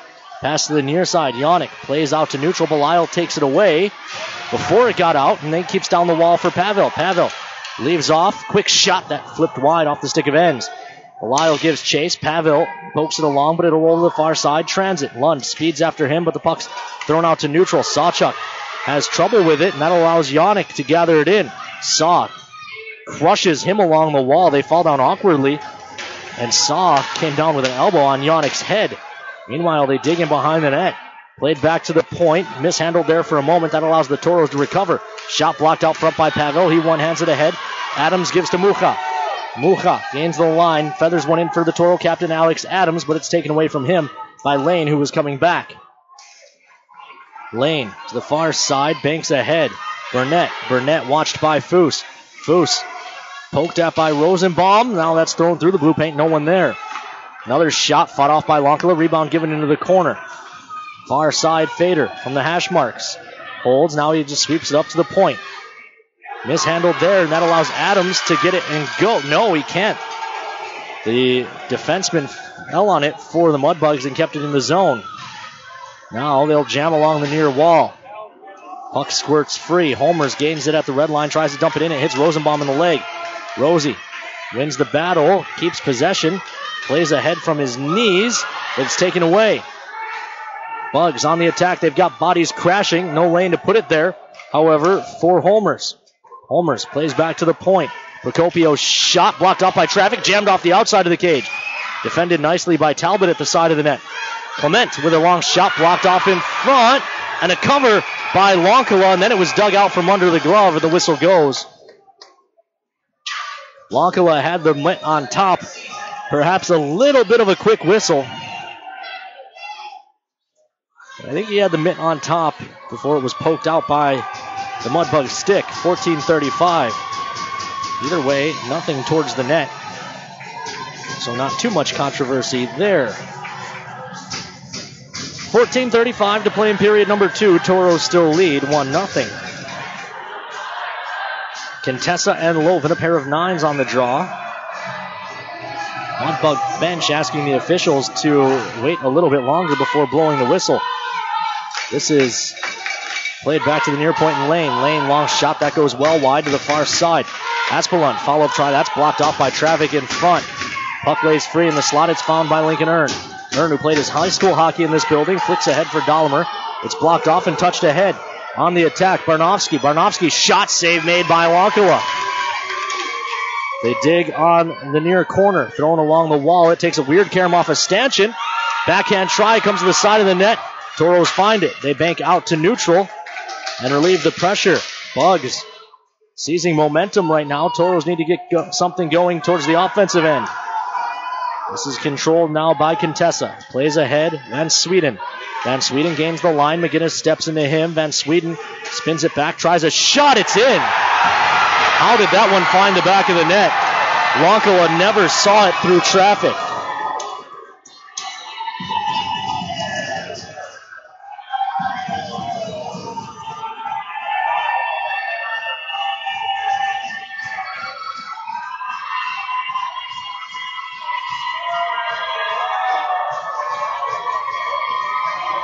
So the Toros will now have a delay as the Mudbug fans throw some toy crawfish out on the ice.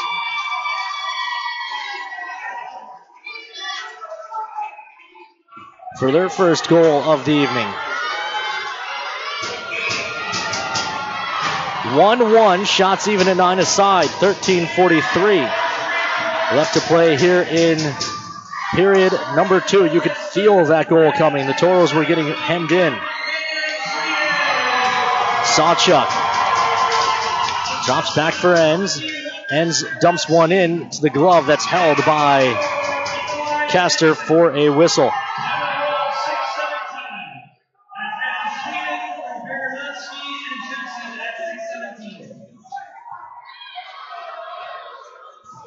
Draw will be to the left of Castor.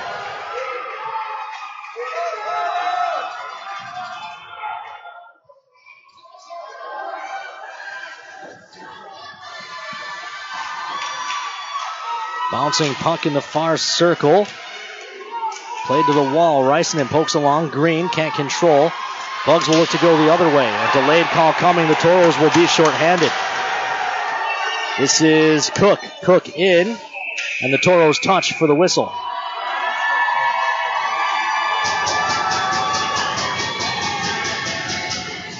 Ryan Green goes for the hook. And the Toros to the kill. Toros penalty kill, 81.5%. Mudbugs on the power play, 13.2.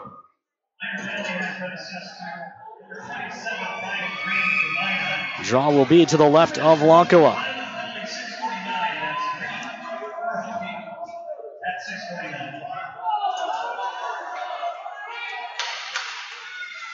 Draw controlled by the Bugs. Clement sweeps across the far point lane. Lane leaves off to the far side. Shot coming. It's blocked out front by Foose. Back up top for Lane. Walks to the top of the umbrella. Now we'll leave back to the far point. Pass across, picked off by Lund and cleared all the way down. Pavel will pressure. Puck thrown ahead by Castor all the way to neutral ice. Burnett touched into the zone. Shot by Bernowski goes wide. Pavel pokes at it, but it doesn't get out. Kept on the far wall by Barnowski. He drops down below the goal line, gets it back. At the hash marks, Barnowski looks up top for Lane. Lane leaves for Barnowski, top of the far circle, comes across. Clement mishandles, and Pavel will send it all the way down. 1:11 left on the man advantage as the Toros change it up. Bugs hold behind their own cage. Daspers up the middle, leaves off to the far side. The pass missed everyone. Arm is up. It'll go for icing. No, they wave it off at the last second. Chipped ahead, kept at the point. Sawchuk tied up, couldn't make a play on it. Fader with it, guides it back to the point. 43 seconds. Geispers comes near circle, back up top. Geispers one-timer, save made by Lonkola through traffic. Back up top, Geispers. Geispers looks across. Flip shot, save made. Lonkola rebound to the far side wall, ends. Sweeps it ahead, but the Toros couldn't clear. Geispers comes back up top, gets it right back at the Robinson Cup logo, tries a shot blocker save, rebound ahead. Belisle wants to go shorthanded. Fritz Belisle forced to turn. Now he gains the red line and just dumps it deep. Didn't need to gain the red line. Toros still shorthanded for 12 seconds. Geispers ahead. Looks to the far side. Bernowski gains the line, chips it deep. Connor McGinnis is after it, hammers it around to the near side. It comes out of the box. Green couldn't quite get it away from Lane. Toros kill it off. Rosenbaum wins a battle along the far wall, now spins off pressure, has trouble with the referee, but works the head for Alex Adams. Adams gives to Talbot. Talbot looks across it, hits a skate, and comes right back to Connor McGinnis. Again looks back for Talbot. Talbot has trouble in the high slot of his own zone, so he plays it back to the Toros defense. Rosenbaum from the far circle of his own zone starts up the middle. Serpentines ahead, and now that pass was tipped up and out of play for a whistle. 642 seconds left to go here in period number 2.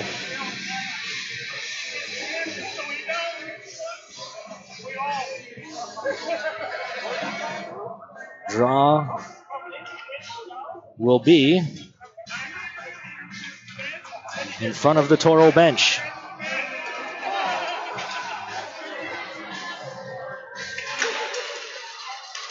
Far side, played ahead. Yannick couldn't stop it. They wave off icing. They say he touched it. He did not. They dig in the near corner.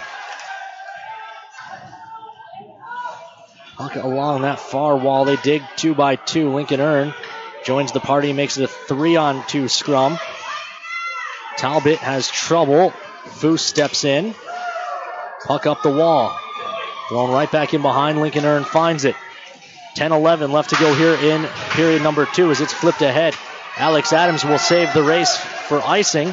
Plays the body and wins the battle. Al getting bear hugged by Procopio and then gets taken down and punched in the face. Near side, Loven tries to pinch and keep it alive. Nothing doing. Up ice, Fedorov gains the red line. He'll roll it down into the Toro zone. Sawchuk turns it over. Around behind, centering feed, hits a leg. Bouncing puck ends up in the corner. Uncharacteristic turnover by Nolan Sawchuk. We're more than halfway home. 9:38 to go in period number 2. Colby Enns finds it, comes across for Adams. Brian Adams gains the line. Drops for Enns. Enns tries a shot. It's blocked off and kicked out to neutral ice. Connor McGinnis speeds ahead and breaks it up. Rolls back to Geispers in the Shreveport zone. Poked free by Love into late offside, so the Toros have to touch up. Now they can pursue. Just over 9 minutes left to go in period number 2. Toros and Mudbugs are even at aces. Near side, Brian Adams couldn't stop it. Burnett has it in neutral and turns. 3-on-3 as the Bugs hit the line. Burnett poked away from him by Austin Koss. Make that McGinnis, 16, not 18. McGinnis carries into the zone, tries a shot. It's blocked wide into the corner off of a leg. McGinnis pokes it free, continues to work down low. It's back to Brian Adams at the point. His shot's blocked, and it's erased the other way. McGinnis with a good stick pokes that away from Holmers, and he'll chase it down in the corner. McGinnis, it got lost quite a bit with all the craziness that was the third period in overtime last night, but McGinnis set up the first goal of the game with a beautiful end-to-end rush before dishing to Talbot. Near side, Koss plays down the wall. Castor leaves into the corner. Koss should be the first to this. He uses the body to protect, and he'll dig along the wall. Brian Adams is lurking there, as is Ryan Green. Adams goes for a change so Reisning can come on. Green steps into the scrum, 2-on-2. Green getting worked over pretty good. Puck dug out by Green, though. Gets help from Koss. They dig along the wall, working a two-man game. Green trying to come out of the corner is held up. And it comes to the near side. Green with a good hit, frees it up. Reisning. Green's there to help, works it back to the point. Good keep by Lincoln Earn. Reisning touches down for Koss. Koss trying to get around the corner. A good sliding break up there by Lane. Reisning in, works it for Green. Green lost it back in behind for Koss. Koss is getting all kinds of held and tied up. And this gets sent down the ice for an icing.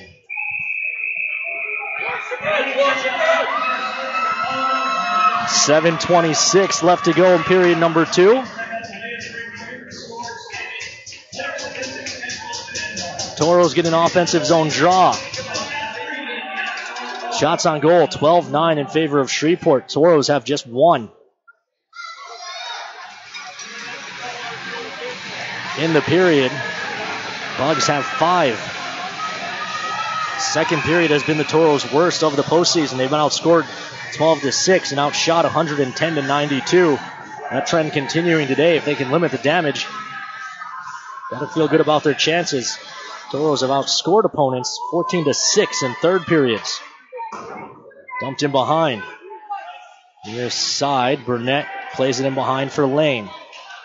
Lyle gives chase, but it's to the far side. Lane looks up ice. He finds Burnett. Burnett behind Sawchuk in. Backhand try. Missed it wide. Wonkala gave him nothing. Flicked ahead. Toros chip ahead. Van Sweden, who has the Mudbug goal, flips one in. Foose is back on it. Foose wins the battle easily and then plays ahead for Pavel. Pav up the middle. Tried to play over to Belial, but it's broken up. Glove down by Contessa. Contessa works on Saw. Saw pokes away from him. Shot from a tough angle. Save made. They dig at the side of the net, and Wonkala is able to cover. 6:35 left to go in period number 2. Toros being outshot 14-9. Even one aside.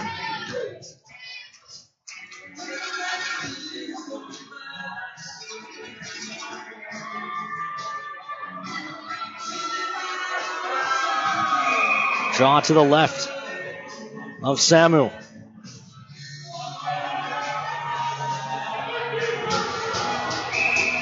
Talbot and Homers. Talbot wins it back, pokes it into the corner. Toros keep it moving there. Broken stick for a Mudbug.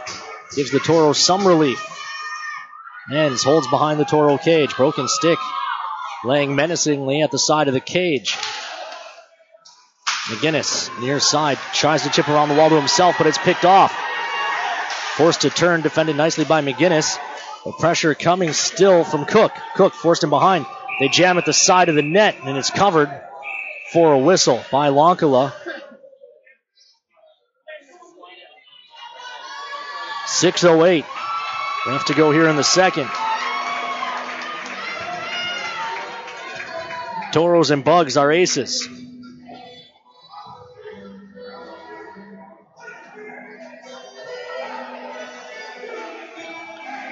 J.R. Sweet, the official scorer from the Mesa.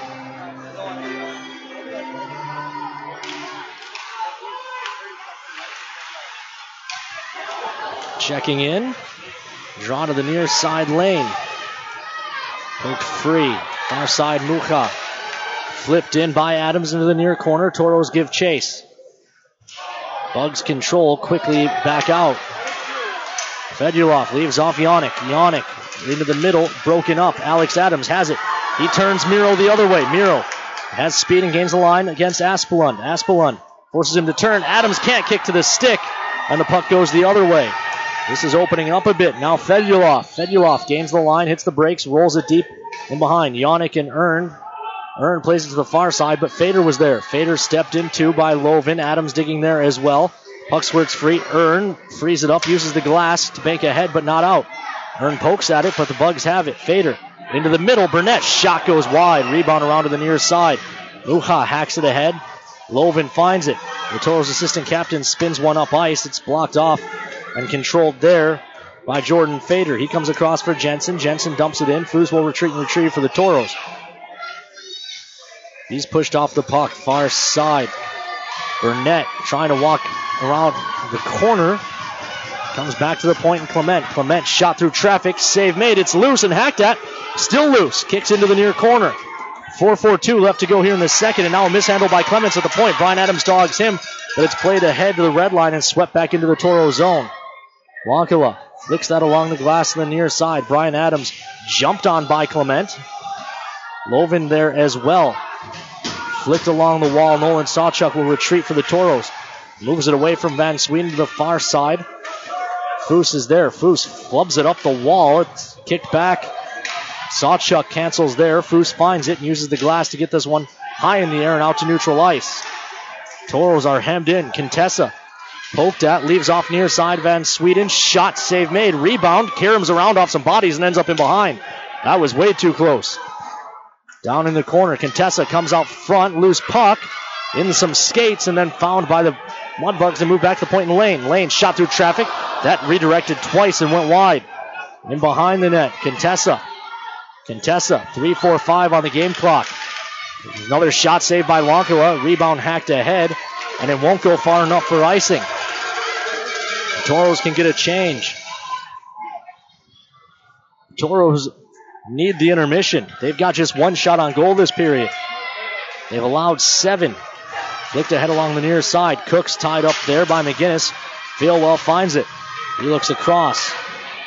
Dumped into the... No, it hit a body and kept at the red line. Lane ahead. Touched into the zone. McGinnis has it. Ginn turns away. Leaves in the near corner. Reisinen touches down the wall and gets it back. Reisinen and Enns playing keep away. But the Bugs eventually get it. Jensen, shot from the point, goes wide. May have been helped there by Lonkala. Cook out of the corner. Plays up top. Shot blocked off. It ends up in the corner. McGinnis lost his stick. And now the slash is called. Toros to a much-needed power play. 1-1 our score. Slashing is the call, and going is Cameron Cook.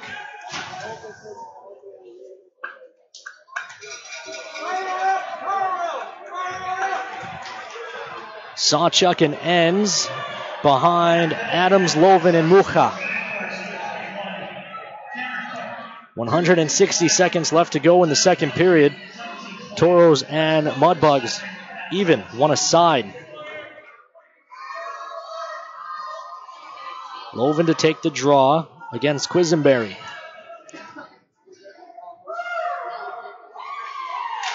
Loven wins it sideways. Mucha's tied up. Adams steps in and takes it away. Alex Adams, using his body to protect, plays it down in the corner for Loven. Loven's pinned there. Loven trying to work it along the wall, getting help from Mucha and Adams. It's thrown to the near corner, and Enns wisely does not chase after it. Instead, the Toros will retreat and retrieve. 1:38 left to go here in period number 2. I'm sorry, on the power play. 2:12 left in period number 2. Adams comes across for Mucha. Miro gains the line.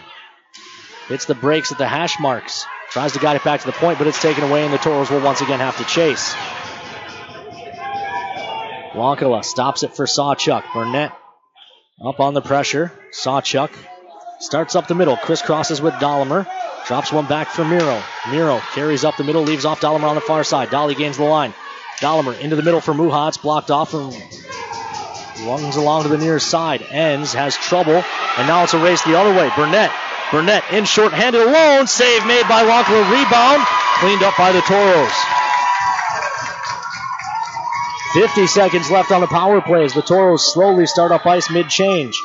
Dahlimer gains the red line, and now he looks to gain the line far on the wall. This is Talbot winning a battle in the corner. Plays up top for Rosenbaum. Rosie holds. Rosenbaum walks to the middle looking for a lane. Leaves off far side Dahlimer. Dahlimer walks in. Drops below the goal line for Keenan Lund. Lund back up top for Foose. Foose for Rosenbaum. Back for Foose. Foose looking for a lane. Instead he plays over to the far side and Dahlimer. Less than a minute remaining in the period. 18 seconds on the power play. Rosenbaum thought about it and then he fanned on the shot. Still has possession though. Comes across for Foose. Foose back up top for Rosenbaum. Rosenbaum walks in. Wires tip. Goes just up and over. Comes to the near side wall. Foo moves it in behind. Comes back to Foose at the hash marks. Foose trying to play it down low for Lund. Shreveport comes full strength. Pass comes to the near side and Foose trying to keep it alive. It rolls out to neutral and Keenan Lund. Final half minute of the second period of a tie game. Rosenbaum rings it deep. Caster out of his net to stop it. It's turned over to Lund. Lund looking for help. The rest of the Toros were changing. Lund did well to keep it. Plays up top McGinnis. Swept to the far side and Earn just dumps it down into the corner. And the Bugs are on it first. 12 seconds left. They try to eat it along the wall. Pavel wins it. Shot save made. They crash. Where is it? Caster was crushed. The puck's laying at the top of the blue paint. With 6.4 left to go in period number 2, the Toros will have an offensive zone draw.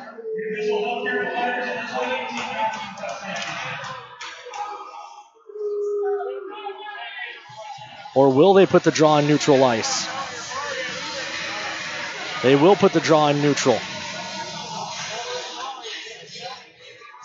The Toros defensemen were below the tops of the faceoff circles.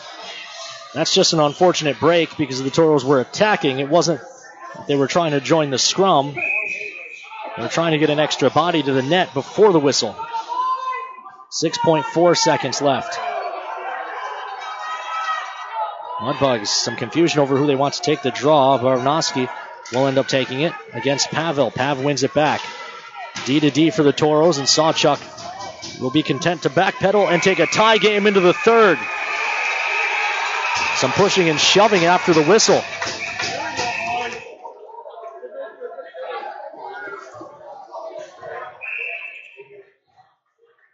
Will anything come of this?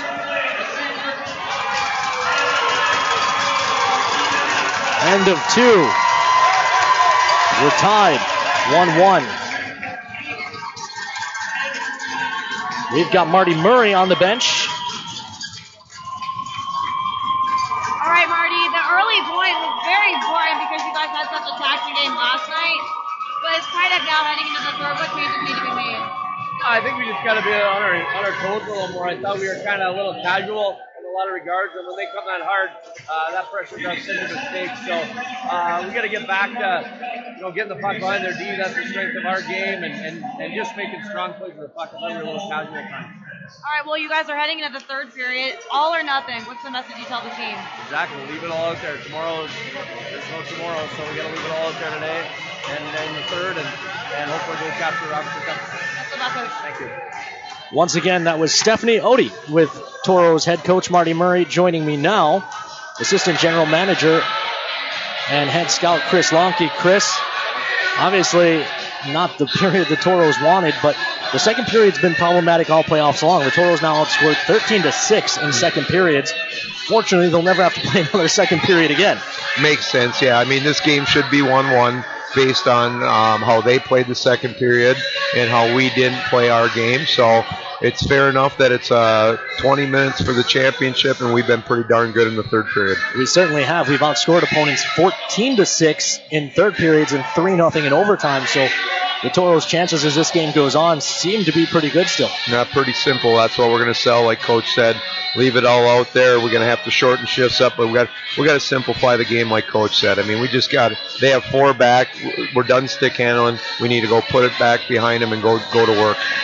Toros credited with just 2 shots on goal that period. Was it something strategically that Shreveport did, or was it just Toros having trouble getting out of their own end on their own? Yeah, in the second period, if they just get it going where we can't get a clean line change, it changes the whole period. It's amazing how good teams playing against each other can just keep rolling their lines out and you can't get to the red. Our D were mixed up because of it. Our forward lines were mixed up with it. We're just glad to get out of that period and we just not regroup and play great 20. I think that is if you're a Toros fan, the moral that the Toros had maybe their worst period of this weekend. Yep. And they get out of it still tied 1-1. Yep. We're in the best position possible right now, in my opinion. Win 20 minutes, win a championship. All right. Well, I'll let you go get down to the locker room and catch up with the coaching staff. Thanks for coming up. No problem. Once again, that's Toros assistant general manager Chris Lonke. He's the head scout based here in Minnesota. Toros have 14 Minnesota-born players between Chris and Reed Larson, the Toros Northern Minnesota scout. They've done great work getting the Toros players from up here. So much of this roster due to the hard work of those gentlemen. We'll take a commercial break here on the Gooseneck Implement Intermission Report. When we come back, we'll have more Gooseneck Implement Intermission Report on AM 1390 KRZ and HockeyTV.com, the Minotauros Network. Hi, Toros fans. I'm Colby Enns. When the Toros get on the bus, the first stop is always at Applebee's. Whether it's Jamestown, Fargo, or Grand Forks, the Toros always get a good meal. The boys like Applebee's so much we eat at the Minot location, too. Thanks to Applebee's, when we're on the road, the only thing we're hungry for is a win.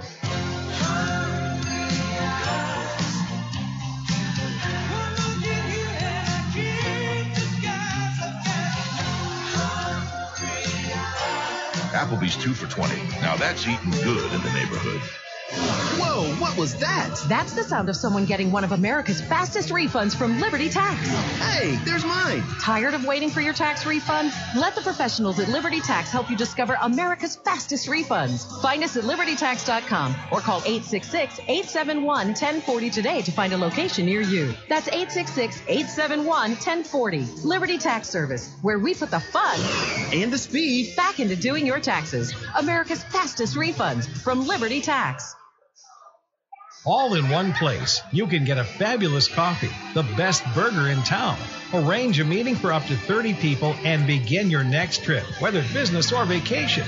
It's Minot's newest, most architecturally beautiful, versatile structure, the Minot International Airport. The Trestle Tap House and Cafe with Caribou Coffee and customizable meeting spaces are just a couple of the amenities offered. The Minot International Airport. See the world from home. Captain's Cove Seafood Restaurant invites you in for your favorite seafood as well as steak, chicken, and lots of great burgers and sandwiches. The Cove has fish and chips, crab, shrimp, and all-you-can-eat meals. Captain's Cove, where fishing is made easy. 1735 South Broadway in Minot. Throughout the areas we serve, First International Bank and Trust employees are actively involved in helping our customers and communities grow. This is Kevin Vigestad from First International Bank and Trust, member FDIC, equal housing lender. Whether it's coaching a Little League team, leading through involvement with nonprofit organizations, or a proud Beaver booster, know that all of us at First International Bank and Trust are committed to giving back to the places where we live and work. I'm here at the year's hottest stag pool party. Put your antlers up. Where? Some poor guy's backyard. These stags are bringing down the house. Seriously, deer are ripping holes in the pool cover. There's trampling patio furniture. And all the damage was covered, thanks to Farmers Insurance. Stag Pool Party, October 27th, 2014. Talk to a farmer's agent. We know a thing or two because we've seen a thing or two. We are farmers. Bum, bum, bum, bum, bum, bum. I'm Toros forward Taylor Lance. Call Miranda Schuler, my billet mom, and your locals farmers agent at 701-838-8144. Hey guys, my name is Steve Olschwenger, Fire Chief from Maryland Heights, Missouri, and I love Firehouse Subs. Take their meatball sub, for example. It's loaded wall-to-wall with Italian meatballs and a zesty marinara with melted provolone on a toasted roll. And when I say take their meatball sub, I mean it. Grab a medium meatball sub combo to go right now, just $6. But don't forget, the reason Firehouse Subs is driven to make the best subs anywhere is simple. The more subs you enjoy, the more they're able to help save lives because a portion of every purchase goes towards first responders and our communities.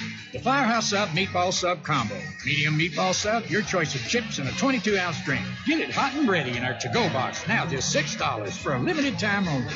Order online now at firehousesubs.com.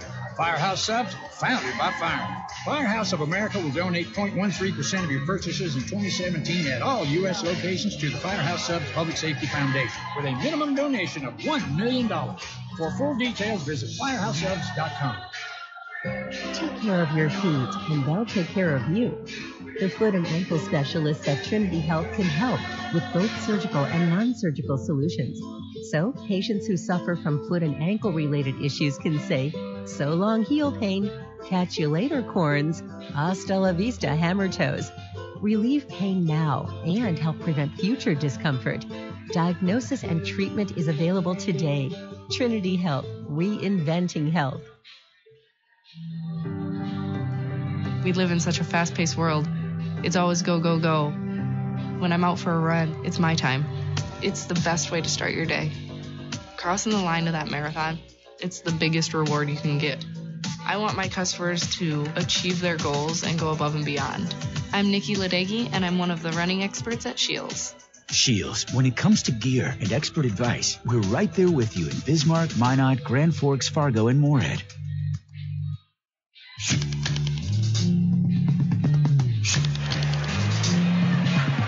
Welcome back inside the Fogarty Arena. Robertson Cup National Championship game, crowning the kings of the North American Hockey League for the 2017-2018 season. Toros and Mudbugs, they're even at aces through 40 minutes of play. Recap the scoring for you.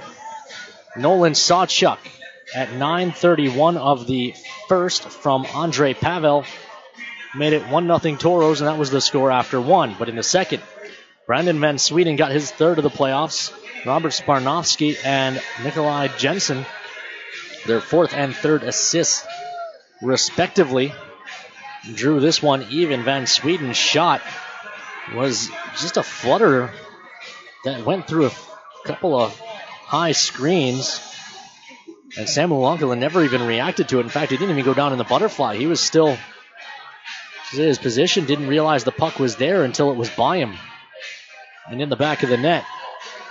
Shots on goal, 16-10 in favor of Shreveport, thanks to a 10-2 advantage in the middle period. As I mentioned with Toros assistant general manager Chris Lonke, second periods have been a bugaboo for the Toros. They've now been outscored 13-6 this postseason in the middle frame and outshot 120-94.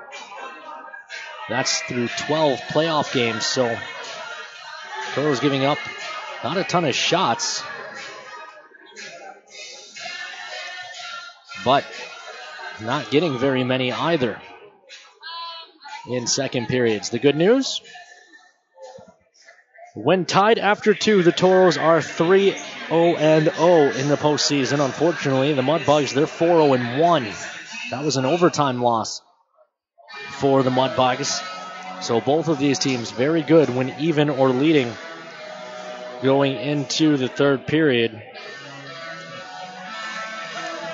So we will see who comes out ahead. The Toros have outscored opponents 14-6 in third periods and 3-0 in overtimes. The Mudbugs, they've outscored opponents 12-9 in third periods. They've lost both overtime games that they have played. We'll take a look at the NHL scoreboard before we go, if I can type. I apparently can't. I've spelled NHL wrong twice. Here we go. Only one playoff game left in action. Lightning and Capitals get going again tomorrow. Washington leads that series 2-0. Tonight in Winnipeg, it's the Golden Knights up 2-0 on the Jets. The Jets lead that series 1-0, 4:46 left to play in period number 2 there. That will do it for the Gooseneck Implement Intermission Report. When we come back, we will have a potentially decisive third period after these messages here on the Minotauros Network. Hello, I'm Steve Funningsland, consumer lender at First Western Bank and Trust and sports enthusiast. Employees at First Western know the importance of teamwork and their day-to-day banking duties to best serve the community. I know the Minot and surrounding area high school and college athletic teams know the importance of teamwork as well. We want to wish all local teams good luck in their athletic endeavors this year. Stay safe on the courts, on the fields, on the rinks, and in the gyms. We look forward to watching you succeed. With familiar faces you know, who know you by name, First Western Bank and Trust, you can bank on us, member FDIC, equal housing lender. Hey guys, my name is Steve Olschwenger, Fire Chief from Maryland Heights, Missouri. I love Firehouse Subs because you can feed your whole crew and help your community thanks to Firehouse Subs Catering. If you're planning a tailgate, an office holiday party, or anything in between, Firehouse Subs has crowd-pleasing platters starting at just $5 per person. They'll even deliver to you. And of course, you'll be helping your community because a portion of every purchase at Firehouse Subs goes towards helping first responders in our communities. The more subs folks enjoy, the more Firehouse Subs is able to help save lives. Firehouse Subs Catering. Choose from sub, salad, or dessert platters for your next group gathering. Platters start at just $5 a person. Visit firehousesubs.com to find a location near you. Firehouse Subs, founded by firemen. Firehouse of America will donate 0.13% of your purchases in 2017 at all U.S. locations to the Firehouse Subs Public Safety Foundation with a minimum donation of $1 million. For full details, visit firehousesubs.com. Captain's Cove Seafood Restaurant invites you in for your favorite seafood as well as steak, chicken, and lots of great burgers and sandwiches. The Cove has fish and chips, crab, shrimp, and all-you-can-eat meals. Captain's Cove, where fishing is made easy. 1735 South Broadway in Minot.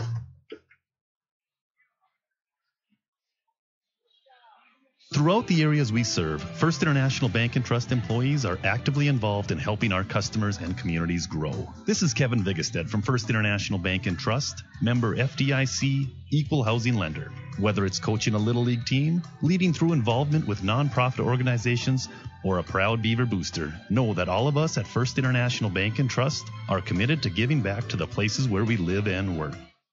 Take care of your feet, and they'll take care of you.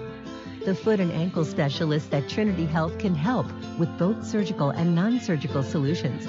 So, patients who suffer from foot and ankle related issues can say, "So long, heel pain. Catch you later, corns. Hasta la vista, hammer toes."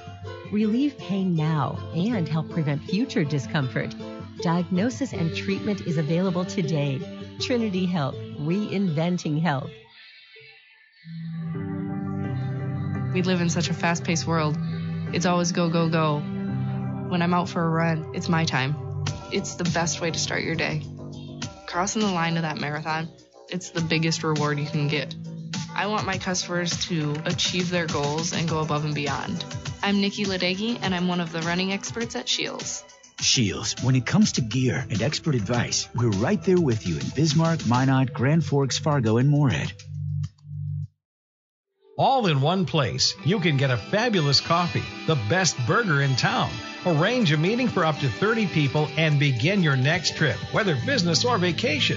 It's Minot's newest, most architecturally beautiful, versatile structure, the Minot International Airport. The Trestle Tap House and Cafe with Caribou Coffee and customizable meeting spaces are just a couple of the amenities offered. The Minot International Airport. See the world from home. Hi, Taros fans. I'm Lincoln Earn. When the Taros are on the road, we always stop at Applebee's. They always take care of the Taros, giving us the fuel we need to win away from the Mesa. The boys love to eat there after home games, too. Thanks to Applebee's, when we're on the road, the only thing we're hungry for is a win.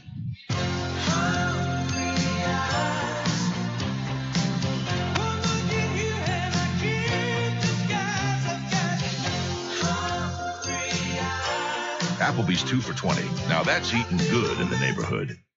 Daniel the deer danced everywhere. He pranced through fields and jigged through rivers. Then he saw it. What a stage! A place no deer had dared dance before. The hood of a brand new car. My car! And the car was covered, thanks to Farmers Insurance. Deer Dance Floor, December 1st, 2014. Talk to a farmer's agent. We know a thing or two because we've seen a thing or two. We are farmers. Bum, bum, bum, bum, bum, bum. I'm Taros forward Taylor Lance. Call Miranda Schuler, my billet mom, and your local's farmer's agent at 701-838-8144. Whoa, what was that? That's the sound of someone getting one of America's fastest refunds from Liberty Tax. Hey, there's mine. Tired of waiting for your tax refund? Let the professionals at Liberty Tax help you discover America's fastest refunds. Find us at libertytax.com or call 866-871-1040 today to find a location near you. That's 866-871-1040. Liberty Tax Service, where we put the fun and the speed back into doing your taxes. America's fastest refunds from Liberty Tax. You're gonna love buying from Ryan.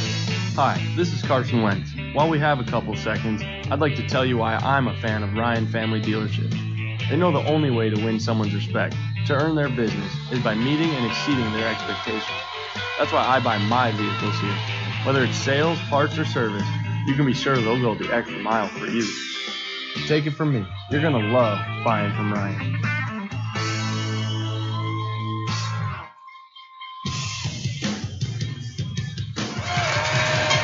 Welcome back inside the Fogarty Arena. Toros and Mudbugs for the cup as we start period number 3. Toros will be working from left to right on your radio dial or computer monitor, as always, depending on how you are tuned in to the Minotauros network. Shots on goal, 16-10 in favor of the Mudbugs, thanks to a 10-2 advantage in the second period. But the score is even at 1 aside. 1,200 fresh seconds up. As we've been saying all postseason long, every moment matters as the Toros look to win the first Robertson Cup in franchise history. Draw one back by homers. And the Bugs dump it into the Toro zone. Philwell back on it. It's moved to the far side. Belial gives chase. Clement can't control. Sawchuk guides it around to the near side. Procopio pinches down. Keeps it alive for a moment. They dig in the corner. It kicks free. Back to Procopio at the point. Flips one wide of the cage. Belisle ahead. He wanted Lund. Good keep at the line. Holmers looking into the middle. Tied up and then flipped ahead along the near side. Lund can't get there. It's dumped in by the Bugs, and the Toros will have to retreat and retrieve on the delayed offside. Sawchuk leaves for Enns. Enns flips one wide of the cage. It'll come back to the front, but it's put back in behind by Castor. Near side, moved along. It won't get back to the point, and Foose gets it instead in neutral ice, chops it right back to the Mudbug blue line. Asplund across to the far side. Poked at, freed up for Mucha. Miro gains the line. Left for Talbot on the near side. Talbot throws one into the glove of Castor for a whistle.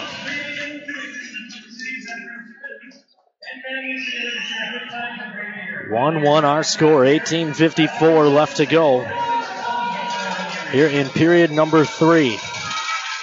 The 16th seeded Toros taking on the 2nd overall seed, the Mudbugs. The Toros already knocked out the Fairbanks Ice Dogs, the number 1 seed, yesterday. Loven on the draw, but it's won back instead by the Bugs.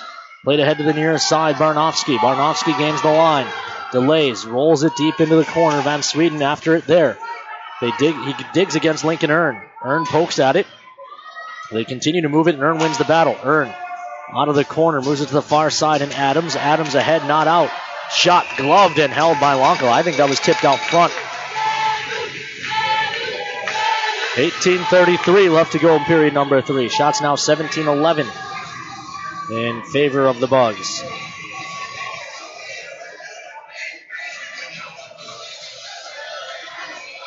Rob Myers checking in on Twitter, asking whatever your good luck rituals are, please start doing them.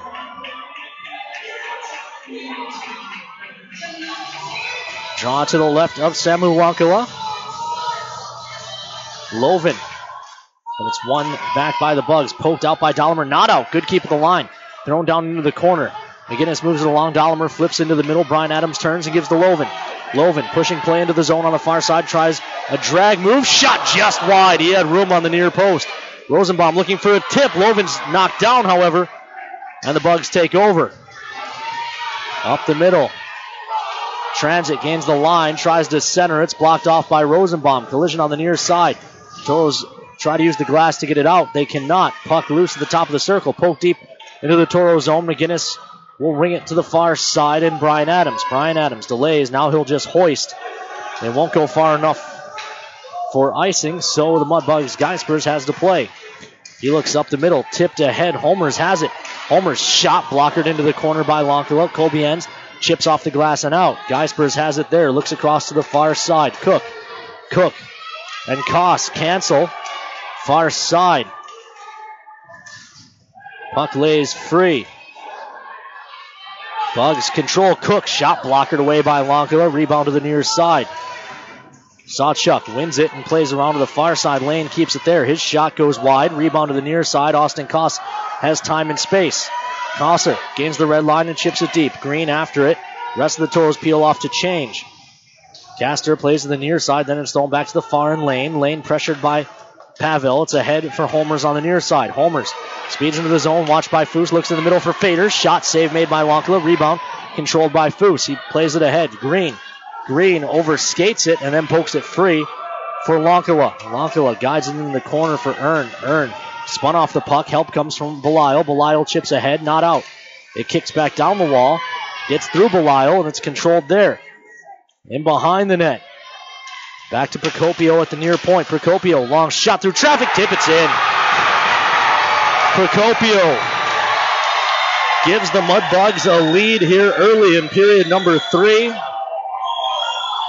Another long shot from the point that changed direction on Lonkala. And again, the plastic crawfish rained down from the stands.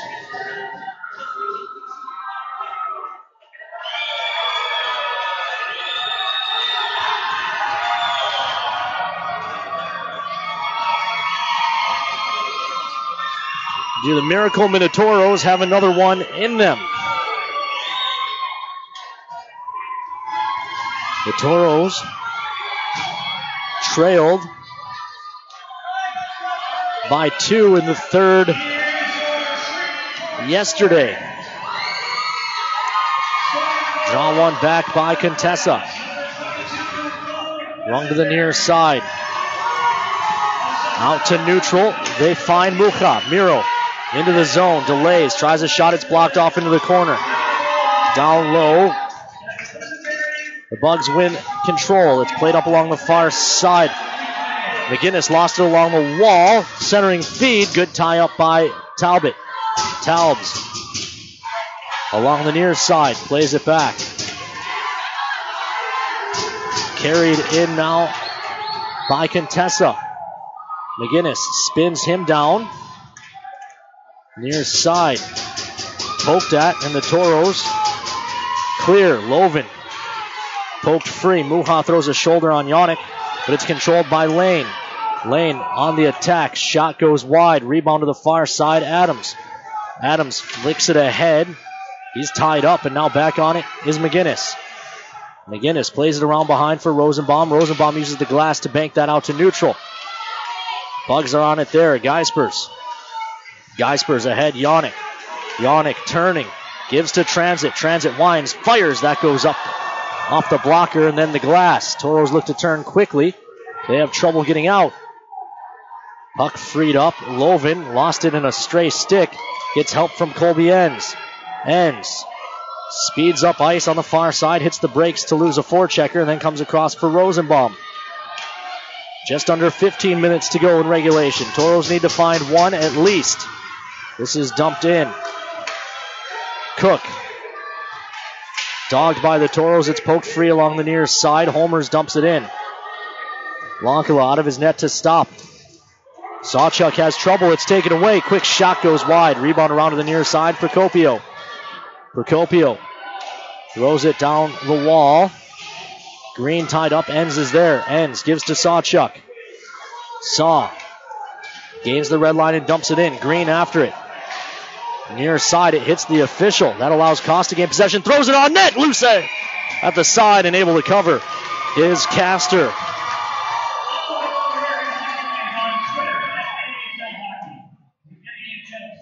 Credit that goal instead to Cole Quisenberry. He had the tip from Procopio out front.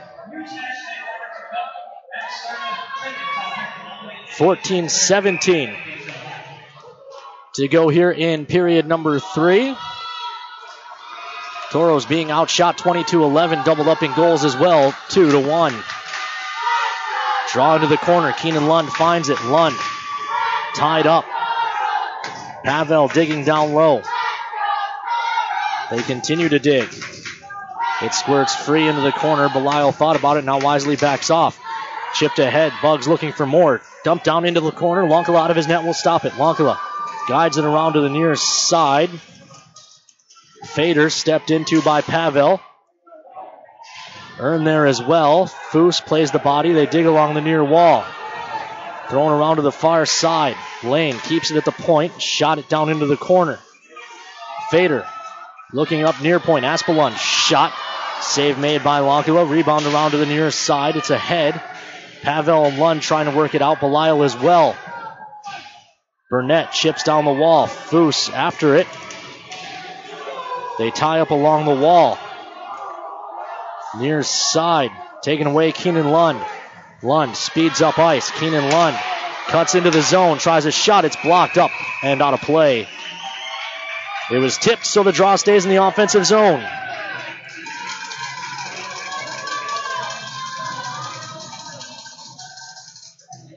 Minot Will checking in. Toros always play their best from behind, but Mudbugs just did us a favor and put us where we need to be. The Clarks checking in from the Magic City. Talbot and Contessa on the draw to the left of Castor. Draw kicked sideways by Contessa and controlled by the Bugs. Flipped out to neutral ice. Rosenbaum controls. Chips ahead softly. Missed Talbot. Alex Adams chases, but he can't get there in time. It's chipped up to the red line. Talbot plays the body, and Rosenbaum controls. McGinnis comes across for Talbot. Talbot can't control it. It was in his skates, and it's kicked into the zone.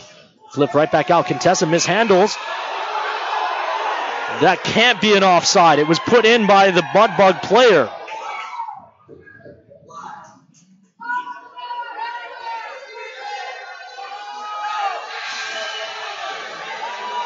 If the defensive player puts it into his own zone, it can't be offside. Marty Murray is livid.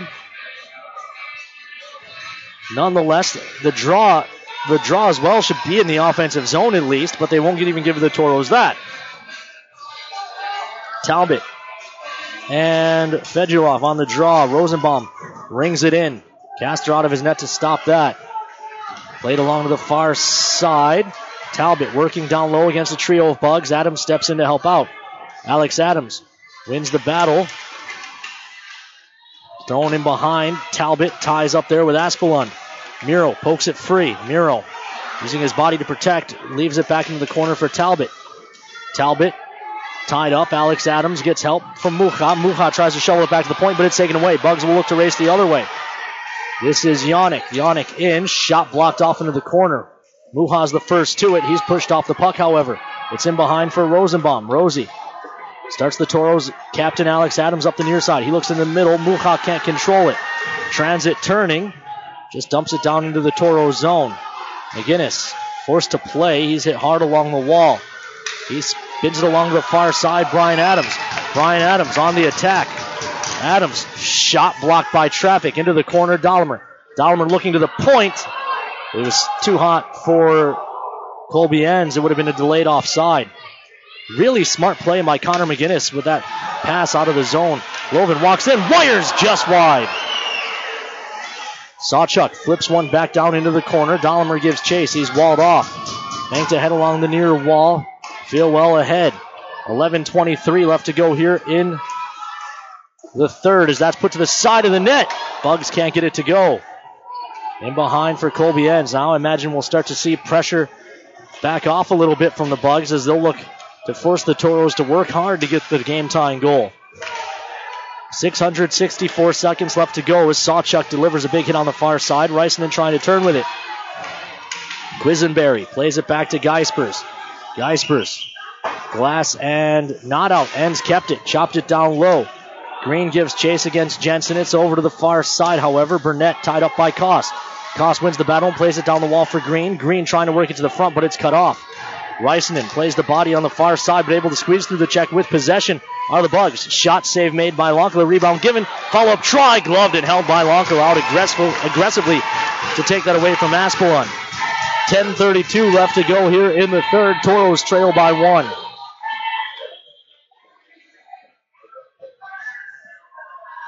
Shout out to the crew at Spicy Pie and Buffalo Wings and Rings. Couple of watch parties for this one back in the Magic City. Draw to the right of Lonkala. Pavel.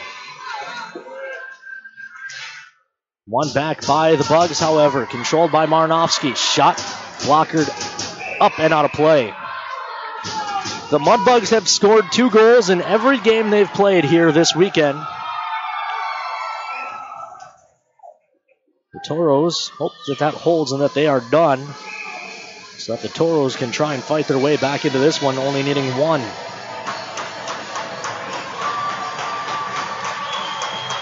Draw to the right of Lonkala. Pavel to take it for the Toros.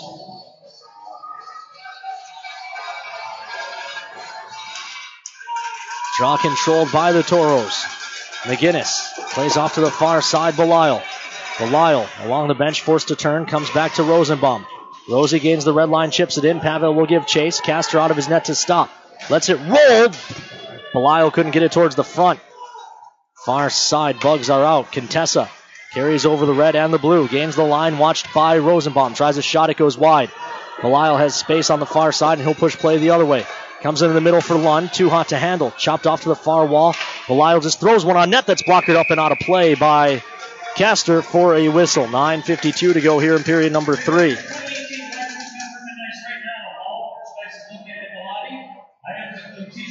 Again, thank you to Buffalo Wings and Rings and Spicy Pie for having Toro fans in the house tonight. Draw to the right of Castor, Talbot, and Homers.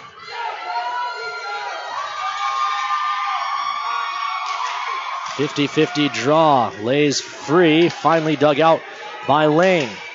Lane comes to the near side. Banked into the Toro zone. Sawchuk leaves for Enns. Enns hits the brakes behind his net. The Toros will start a controlled breakout with a palindrome on the clock. 9:39 to play here in regulation as it's ahead. That was out of the reach of Talbot. Lane chips it. Dangerously close to too many men, but the Bugs wisely don't play the puck. Lonkala out of his net to stop. Flicks to the far side. It rides the rail before falling right onto the tape of the Mudbug player. Now a big collision that Enns got the worst of, but he gets back up and takes the puck away. Enns banks around to the near side in Sawchuk. Sawchuk ahead for Alex Adams. Adams looks across for Mucha. The pass was behind him, so now he'll just try and sweep it into the zone. Toros control. Loven dumped back into the Toro zone. This is behind the net. Rosenbaum. 8:50 to go here in the third. Toros trail by one. Dahlimer shovels it in. Brian Adams should be the first to this. Brian Adams taking it hard into the wall. Dahlimer plays the body, but the puck moved along to the near side and right back out to neutral. Foose drops back Lincoln Earn. His pass is tipped, and it rolls on net for a cover by Lonkala. 8.5 to go here in the third. Shots on goal, 24-11.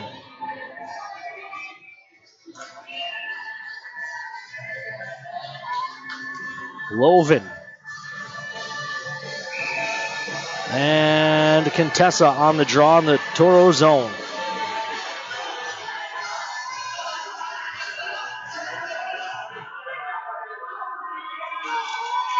.50 draw, controlled by the Toros eventually.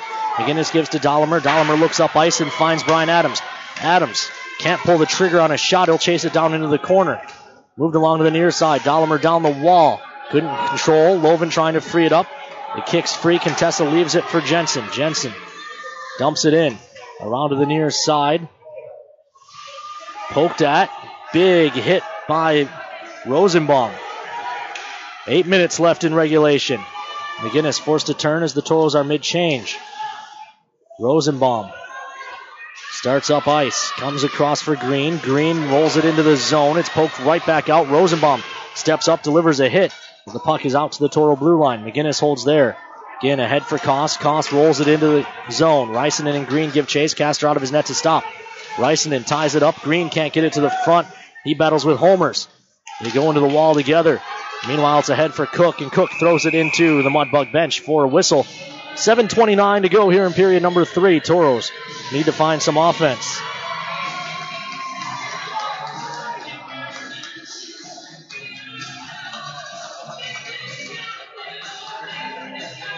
Draw in front of the Mudbug bench.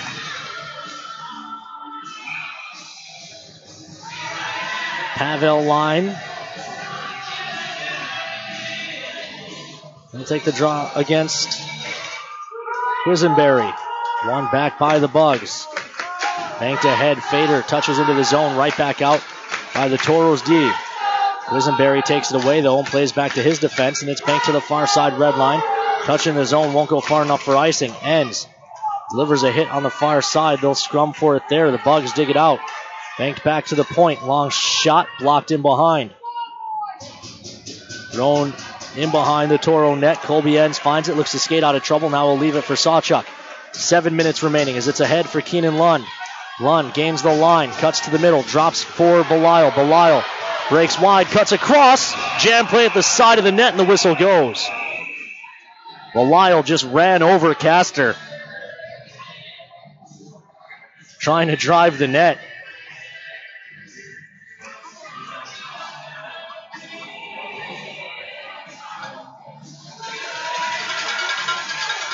And the draw will stay in the offensive zone.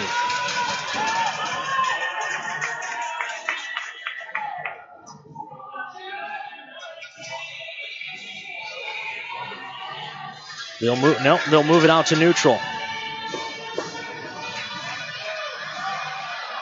Talbot, Adams, Mucha, in front of Foose and Earn.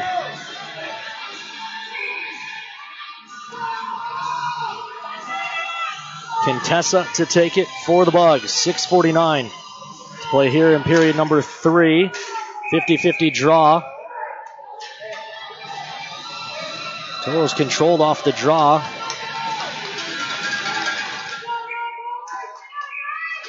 But they'll toss Contessa and say he kicked it. So Barnofsky steps in.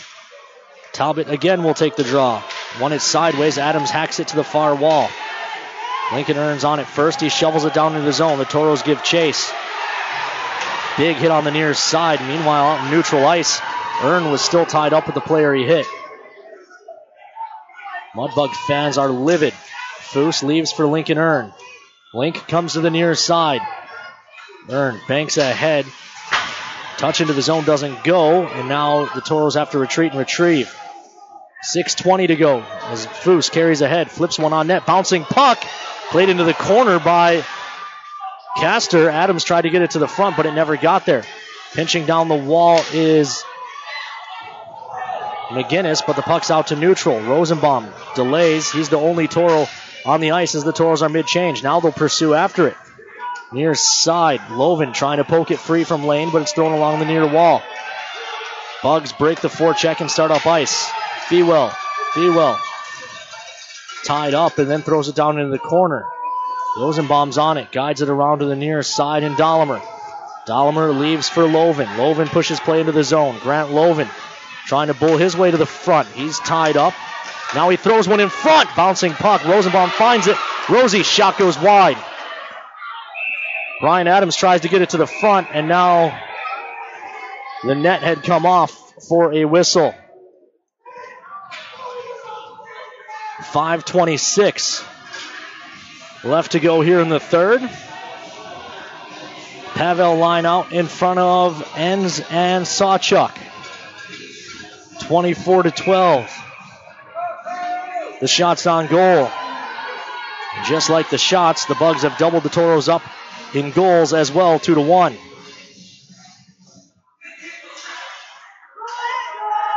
Geispers controls off the draw, rings to the far side. Out in neutral, Enns comes across for Sawchuk, and the Toros are quickly back on the attack. Saw rings that one on the glass. It'll roll to the far side. Belial digs there. Against a pair of Bugs, it's thrown ahead and out to neutral again. Colby Enns has it. Enns delays. Gains the line, does Colby Enns. Looking to carry down low, tries a shot save made. Rebound given, it's in behind. Toros dig for it, but the Bugs are on it first. Skittering over to the far side is Quisenberry. Tucked into the Toros zone. Taken away by Colby Enns. Enns flips that one ahead out to neutral, but it's taken there by the Bugs. And Clement ahead. Transit touches into the zone. It'll actually roll to Lonkala, who covers for a whistle. 4:38 left to go here in period number 3. Toros trail by 1.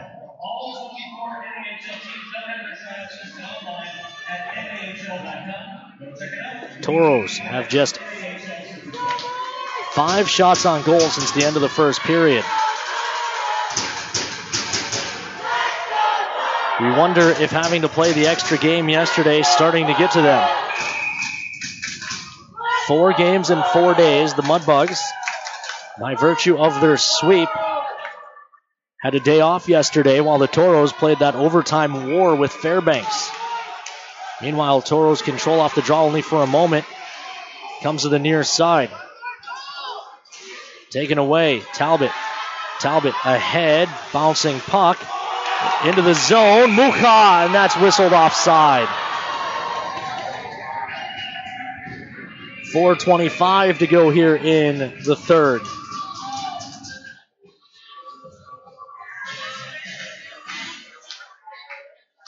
Draw in neutral. Talbot, Adams, Mucha, Foose, and Rosenbaum.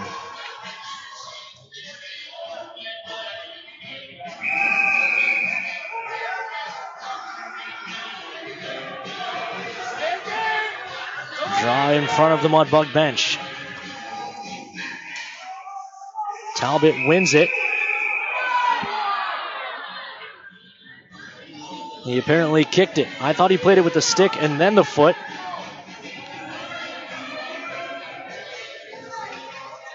And now Adams will step in and take the draw against Homers. Loose puck, finally corralled by the Bugs. Muha pokes it into the zone. Miro cuts the middle, shot it. Gloved and held by Castor. Palindrome on the clock, 4:14 to play here in period number 3. Toros trail 2-1.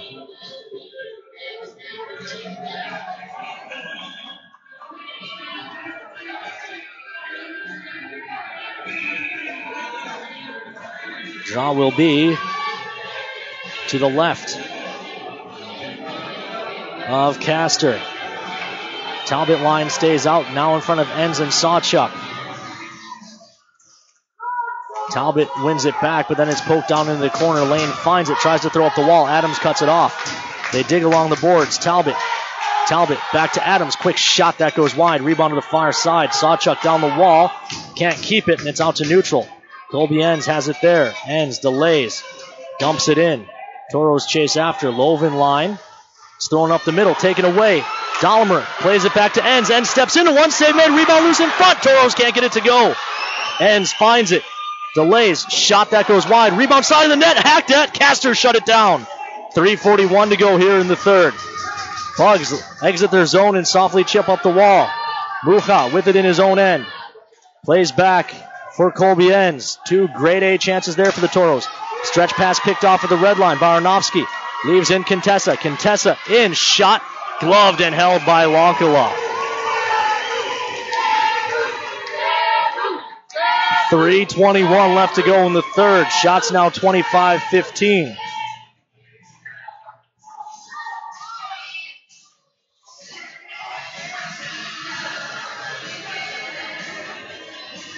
Some Toro fans unhappy with the officiating thus far. I wouldn't say they've been a factor one way or the other. The draw to the right of Lonkala. This has been a well-officiated game for the most part. Certainly nothing that would affect the outcome. This is ahead. Ryan Adams gains the line, sweeps it into the zone. It's deep in behind the net. Procopio moves it to the near side. Big collision. Toros lost a stick. It's Loven. Another loose stick. They scrum. Rung to the far side. Connor McGinnis over, keeps it. Ginn tries a shot. It's blocked down into the corner. Brian Adams can't come out of there with it. Van Sweden ahead. It gets past Rosenbaum, and McGinnis has to chase. McGinnis delays, chips it into the zone. Procopio cuts it off and sends it down the ice. Foose will play this.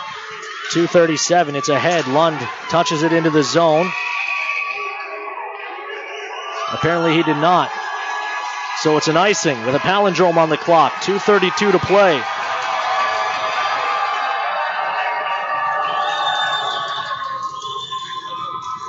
Third period.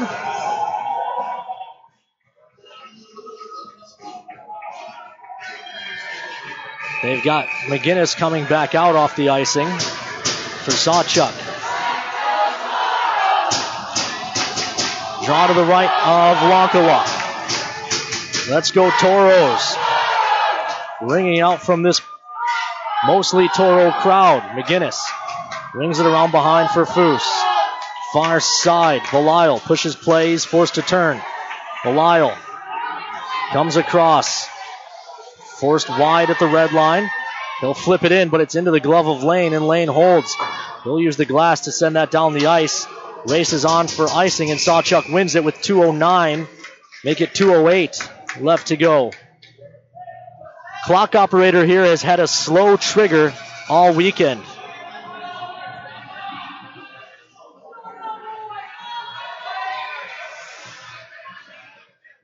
.208. Talbot line back out in front of Foose and Sawchuk.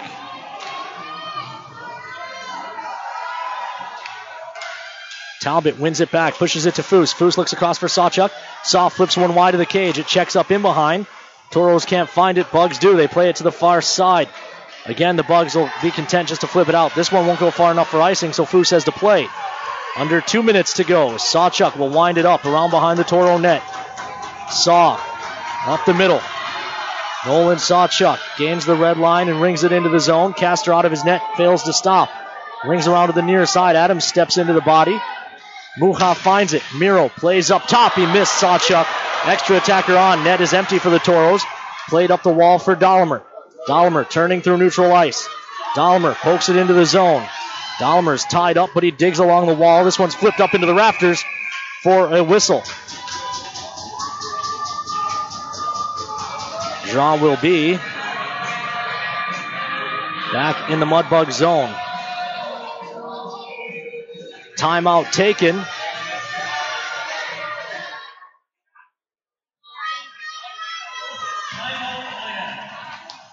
Marty Murray takes the Toros timeout.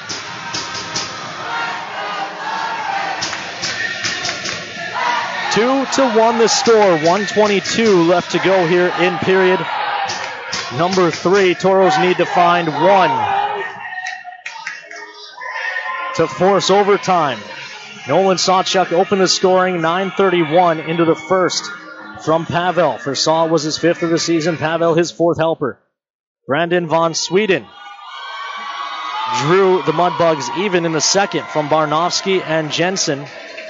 For Van Sweden, it was a shot from distance that it caught the right traffic. There wasn't a lot of traffic, but Wonkala never saw the shot coming. Cole Quisenberry then redirected a Dominic Procopio shot, 3:28 into the third, to give the Mudbugs a 1-0 lead. Offensive zone draw.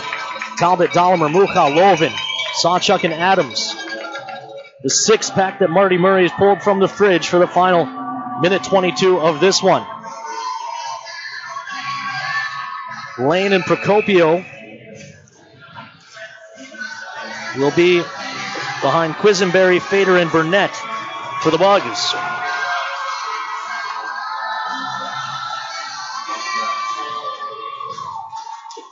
Draw controlled by the Toros. Sawchuk looking for a lane, doesn't have one, leaves off Muha. Miro back up top for Sawchuk, leaves off far side. Alex Adams, shot blocked out front. Side of the net, they dig. Toros work it to the slot, can't find it. Far side attacked ahead, kept at the blue line by Alex Adams. Al rolls it deep for Talbot. Talbot comes to the near side and Muha. Miro up top for Sawchuk, gives back to Miro. Miro's tied up along the wall. We're under a minute to play. Battle rages on along the wall. Toros trying to work it free. They find Sawchuk. Sawchuk gives back to Muha. Miro thought about it. Delays. Now he tries a shot. Save side of the net. Loman couldn't tip it. He had a wide open side. Muha up top for Sawchuk. Sawchuk through traffic. It hits a leg and it caroms to the near side. Final 35 seconds. Miro up top for Sawchuk. Sawchuk through traffic. Tip goes wide. Talbot touches back to Adams. Adams into the middle. It's broken up and cleared. Sawchuk pushing play back onto the attack. Sawchuk gains the line, delays. Tries to go to Talbot, it's off the mark. 15 seconds. Thrown ahead, Sawchuk keeps it, comes up top for Adams. Al, shot blocked, follow-up try. He carries deep. Final 7 seconds, shot save made. Al carries around behind, thrown in front, one-time try. That's blocked as well, and the Toros are going to fall. Toros lose 2-1, the Mudbugs are the Robertson Cup champions. The Toros can't find one more miracle. And the season comes to a close. Congratulations to the Mudbugs. They played a heck of a game. The Toros fought furiously to come back, but could not find that one last goal. Listen to the Toro fans saluting their team.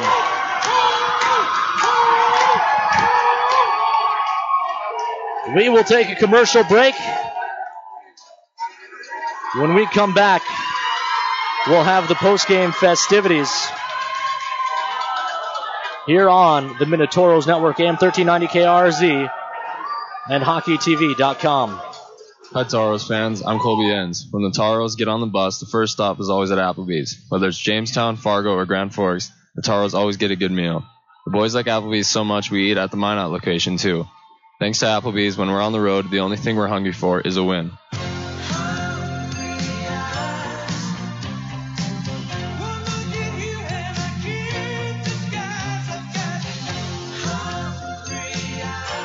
Applebee's 2 for $20. Now that's eating good in the neighborhood. Whoa, what was that? That's the sound of someone getting one of America's fastest refunds from Liberty Tax. Hey, there's mine. Tired of waiting for your tax refund? Let the professionals at Liberty Tax help you discover America's fastest refunds. Find us at libertytax.com or call 866-871-1040 today to find a location near you. That's 866-871-1040. Liberty Tax Service, where we put the fun and the speed back into doing your taxes. America's fastest refunds from Liberty Tax. All in one place. You can get a fabulous coffee, the best burger in town. Arrange a meeting for up to 30 people and begin your next trip, whether business or vacation. It's Minot's newest, most architecturally beautiful, versatile structure, the Minot International Airport. The Trestle Tap House and Cafe with Caribou Coffee and customizable meeting spaces are just a couple of the amenities offered. The Minot International Airport. See the world from home.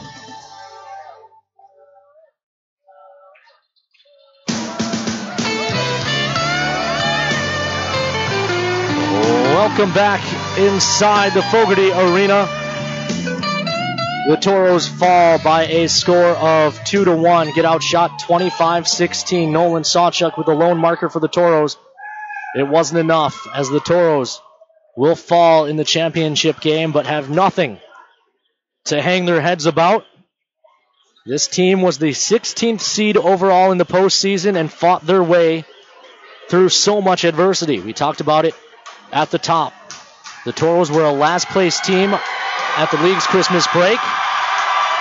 They were still out of the playoffs with a month to go in the regular season.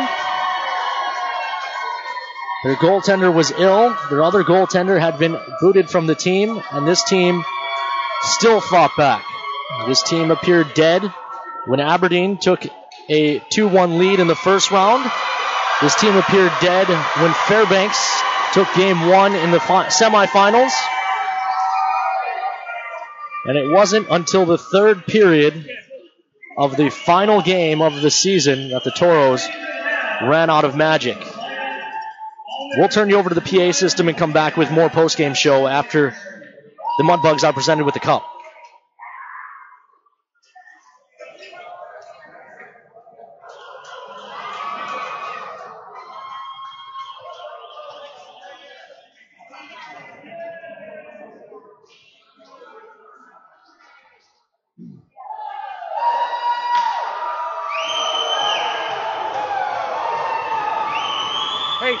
Hey guys, great job.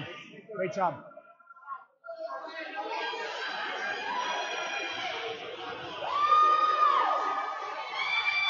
Are we ready? What are we doing here? Should I have a microphone yet?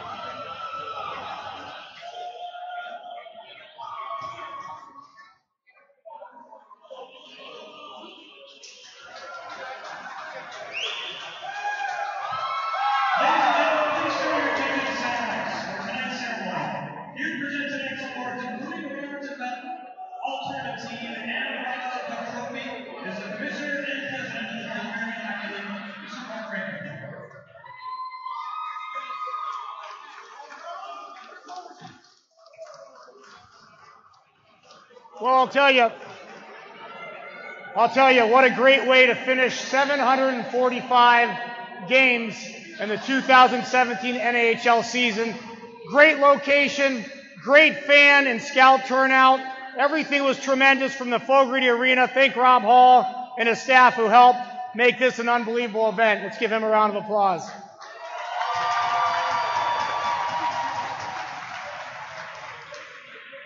A big thanks to all the fans from all the teams and local community. Thank you. Without you here today and all of our communities across the North American Hockey League, none of this would be possible. So thank you for all you do away from the rink and back in your homes. Thank you. It's time to announce the 2018 Robertson Cup All-Tournament team. When I announce your name, please come up and accept the award from the Shreveport Mudbugs. Forward, Ryan Burnett.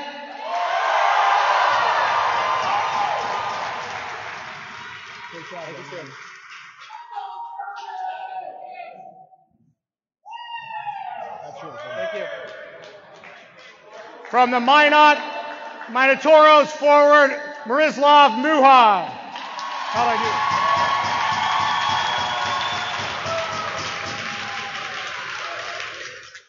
Congratulations. Thank you. Mr. Bruce.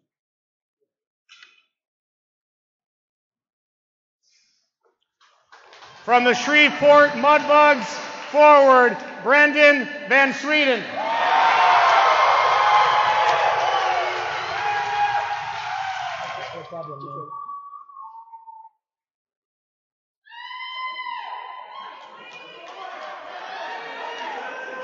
From the Minot Minotauros, defenseman Nolan Salchuk. Great job, man. Great job.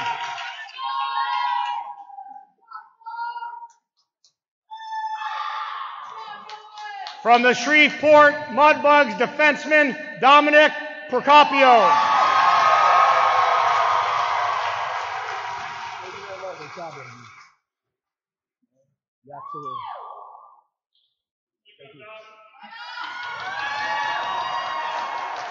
And finally, from the Shreveport Mudbugs, goaltender and the Robertson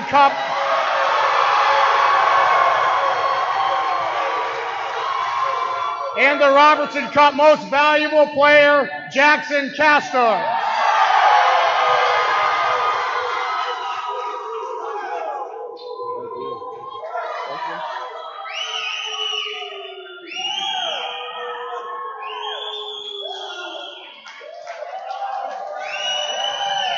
Now today did not turn out the way that Minot had hoped. Minot won the Central Division Championship this year as a 4th seed. They defeated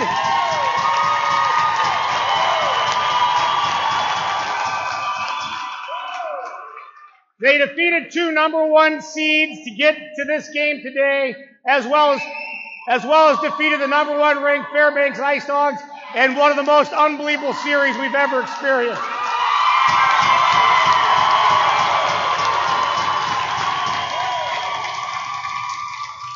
They had 3 shutouts in the playoffs. They have 8 NCAA Division I commitments to date.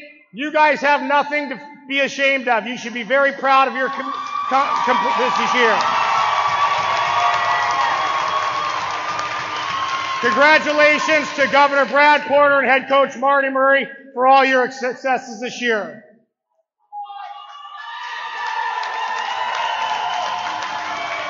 And now, won the NAHL South Division regular season and playoff titles, won 41 games during the regular season, 9 NCAA Division I commitments, won the South Division Defenseman of the Year, Coach of the Year, General Manager and Organization of the Year, first Robertson Cup in team history and only their 2nd season.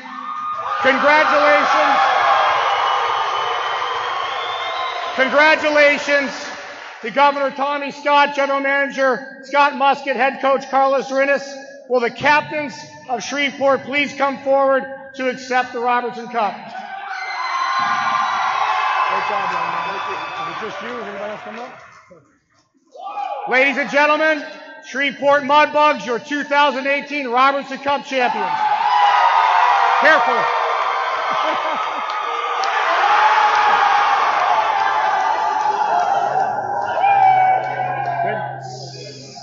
So, the Shreveport Mudbugs win the Robertson Cup as the Toros cannot find one last comeback.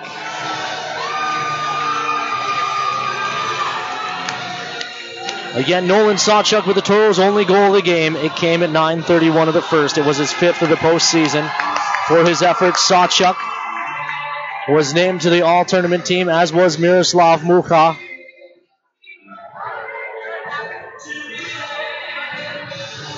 For his fantastic tournament as well. But the Toros are unable to come back.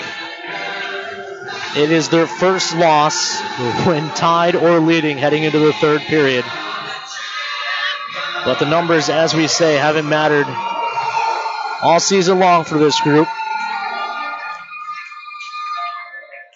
Before we go, I want to thank all of the sponsors, all of the fans, for making this season a memorable one. We could not do what we do without you. The same goes for the Billett families who opened their homes, and so many of them made the trip to Minnesota this weekend to watch this tournament. The Toros so close to tying it. The fans here were amazing all weekend long. To the players' families for sending us your players for 9 months of the year. We can't thank you enough. And last to our 97s. Nolan Sawchuk, Jake Rosenbaum, Alex Adams, Grant Loven, Miroslav Mucha, Austin Dahlemer, Michael Talbot, and Sam Foose and Samu Wankala. Your guys have had amazing careers in Minot. Most of you, second-year players, who won a regular season division title last year, a playoff division title this year. Shocked the world when we beat the Fairbanks Ice Dogs yesterday. Again, nothing to be ashamed of in your time as Toros. You have turned this franchise into a winner and set a standard that will be very difficult for future generations to meet. Lastly, for everyone back at the shop at 1390 KRZ and HockeyTV.com, I am Ken Oda, hoping you enjoyed a season of broadcasts. Most of the outcomes were good. Tonight's is not. But still, nothing but pride for the men in the cream and Cardinal. We will talk to you next September when the Toros will begin their bid to win the 2019 Robertson Cup. Until then, I'm Ken Oda. I hope you have a good summer, and we'll see you at the Mesa Arena next fall.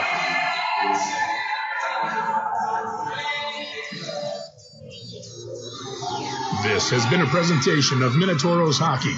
Visit MinotaurosHockey.com to stay up to date on all things Toros.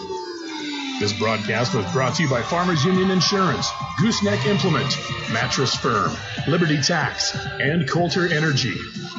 Minotauros Hockey, join the charge.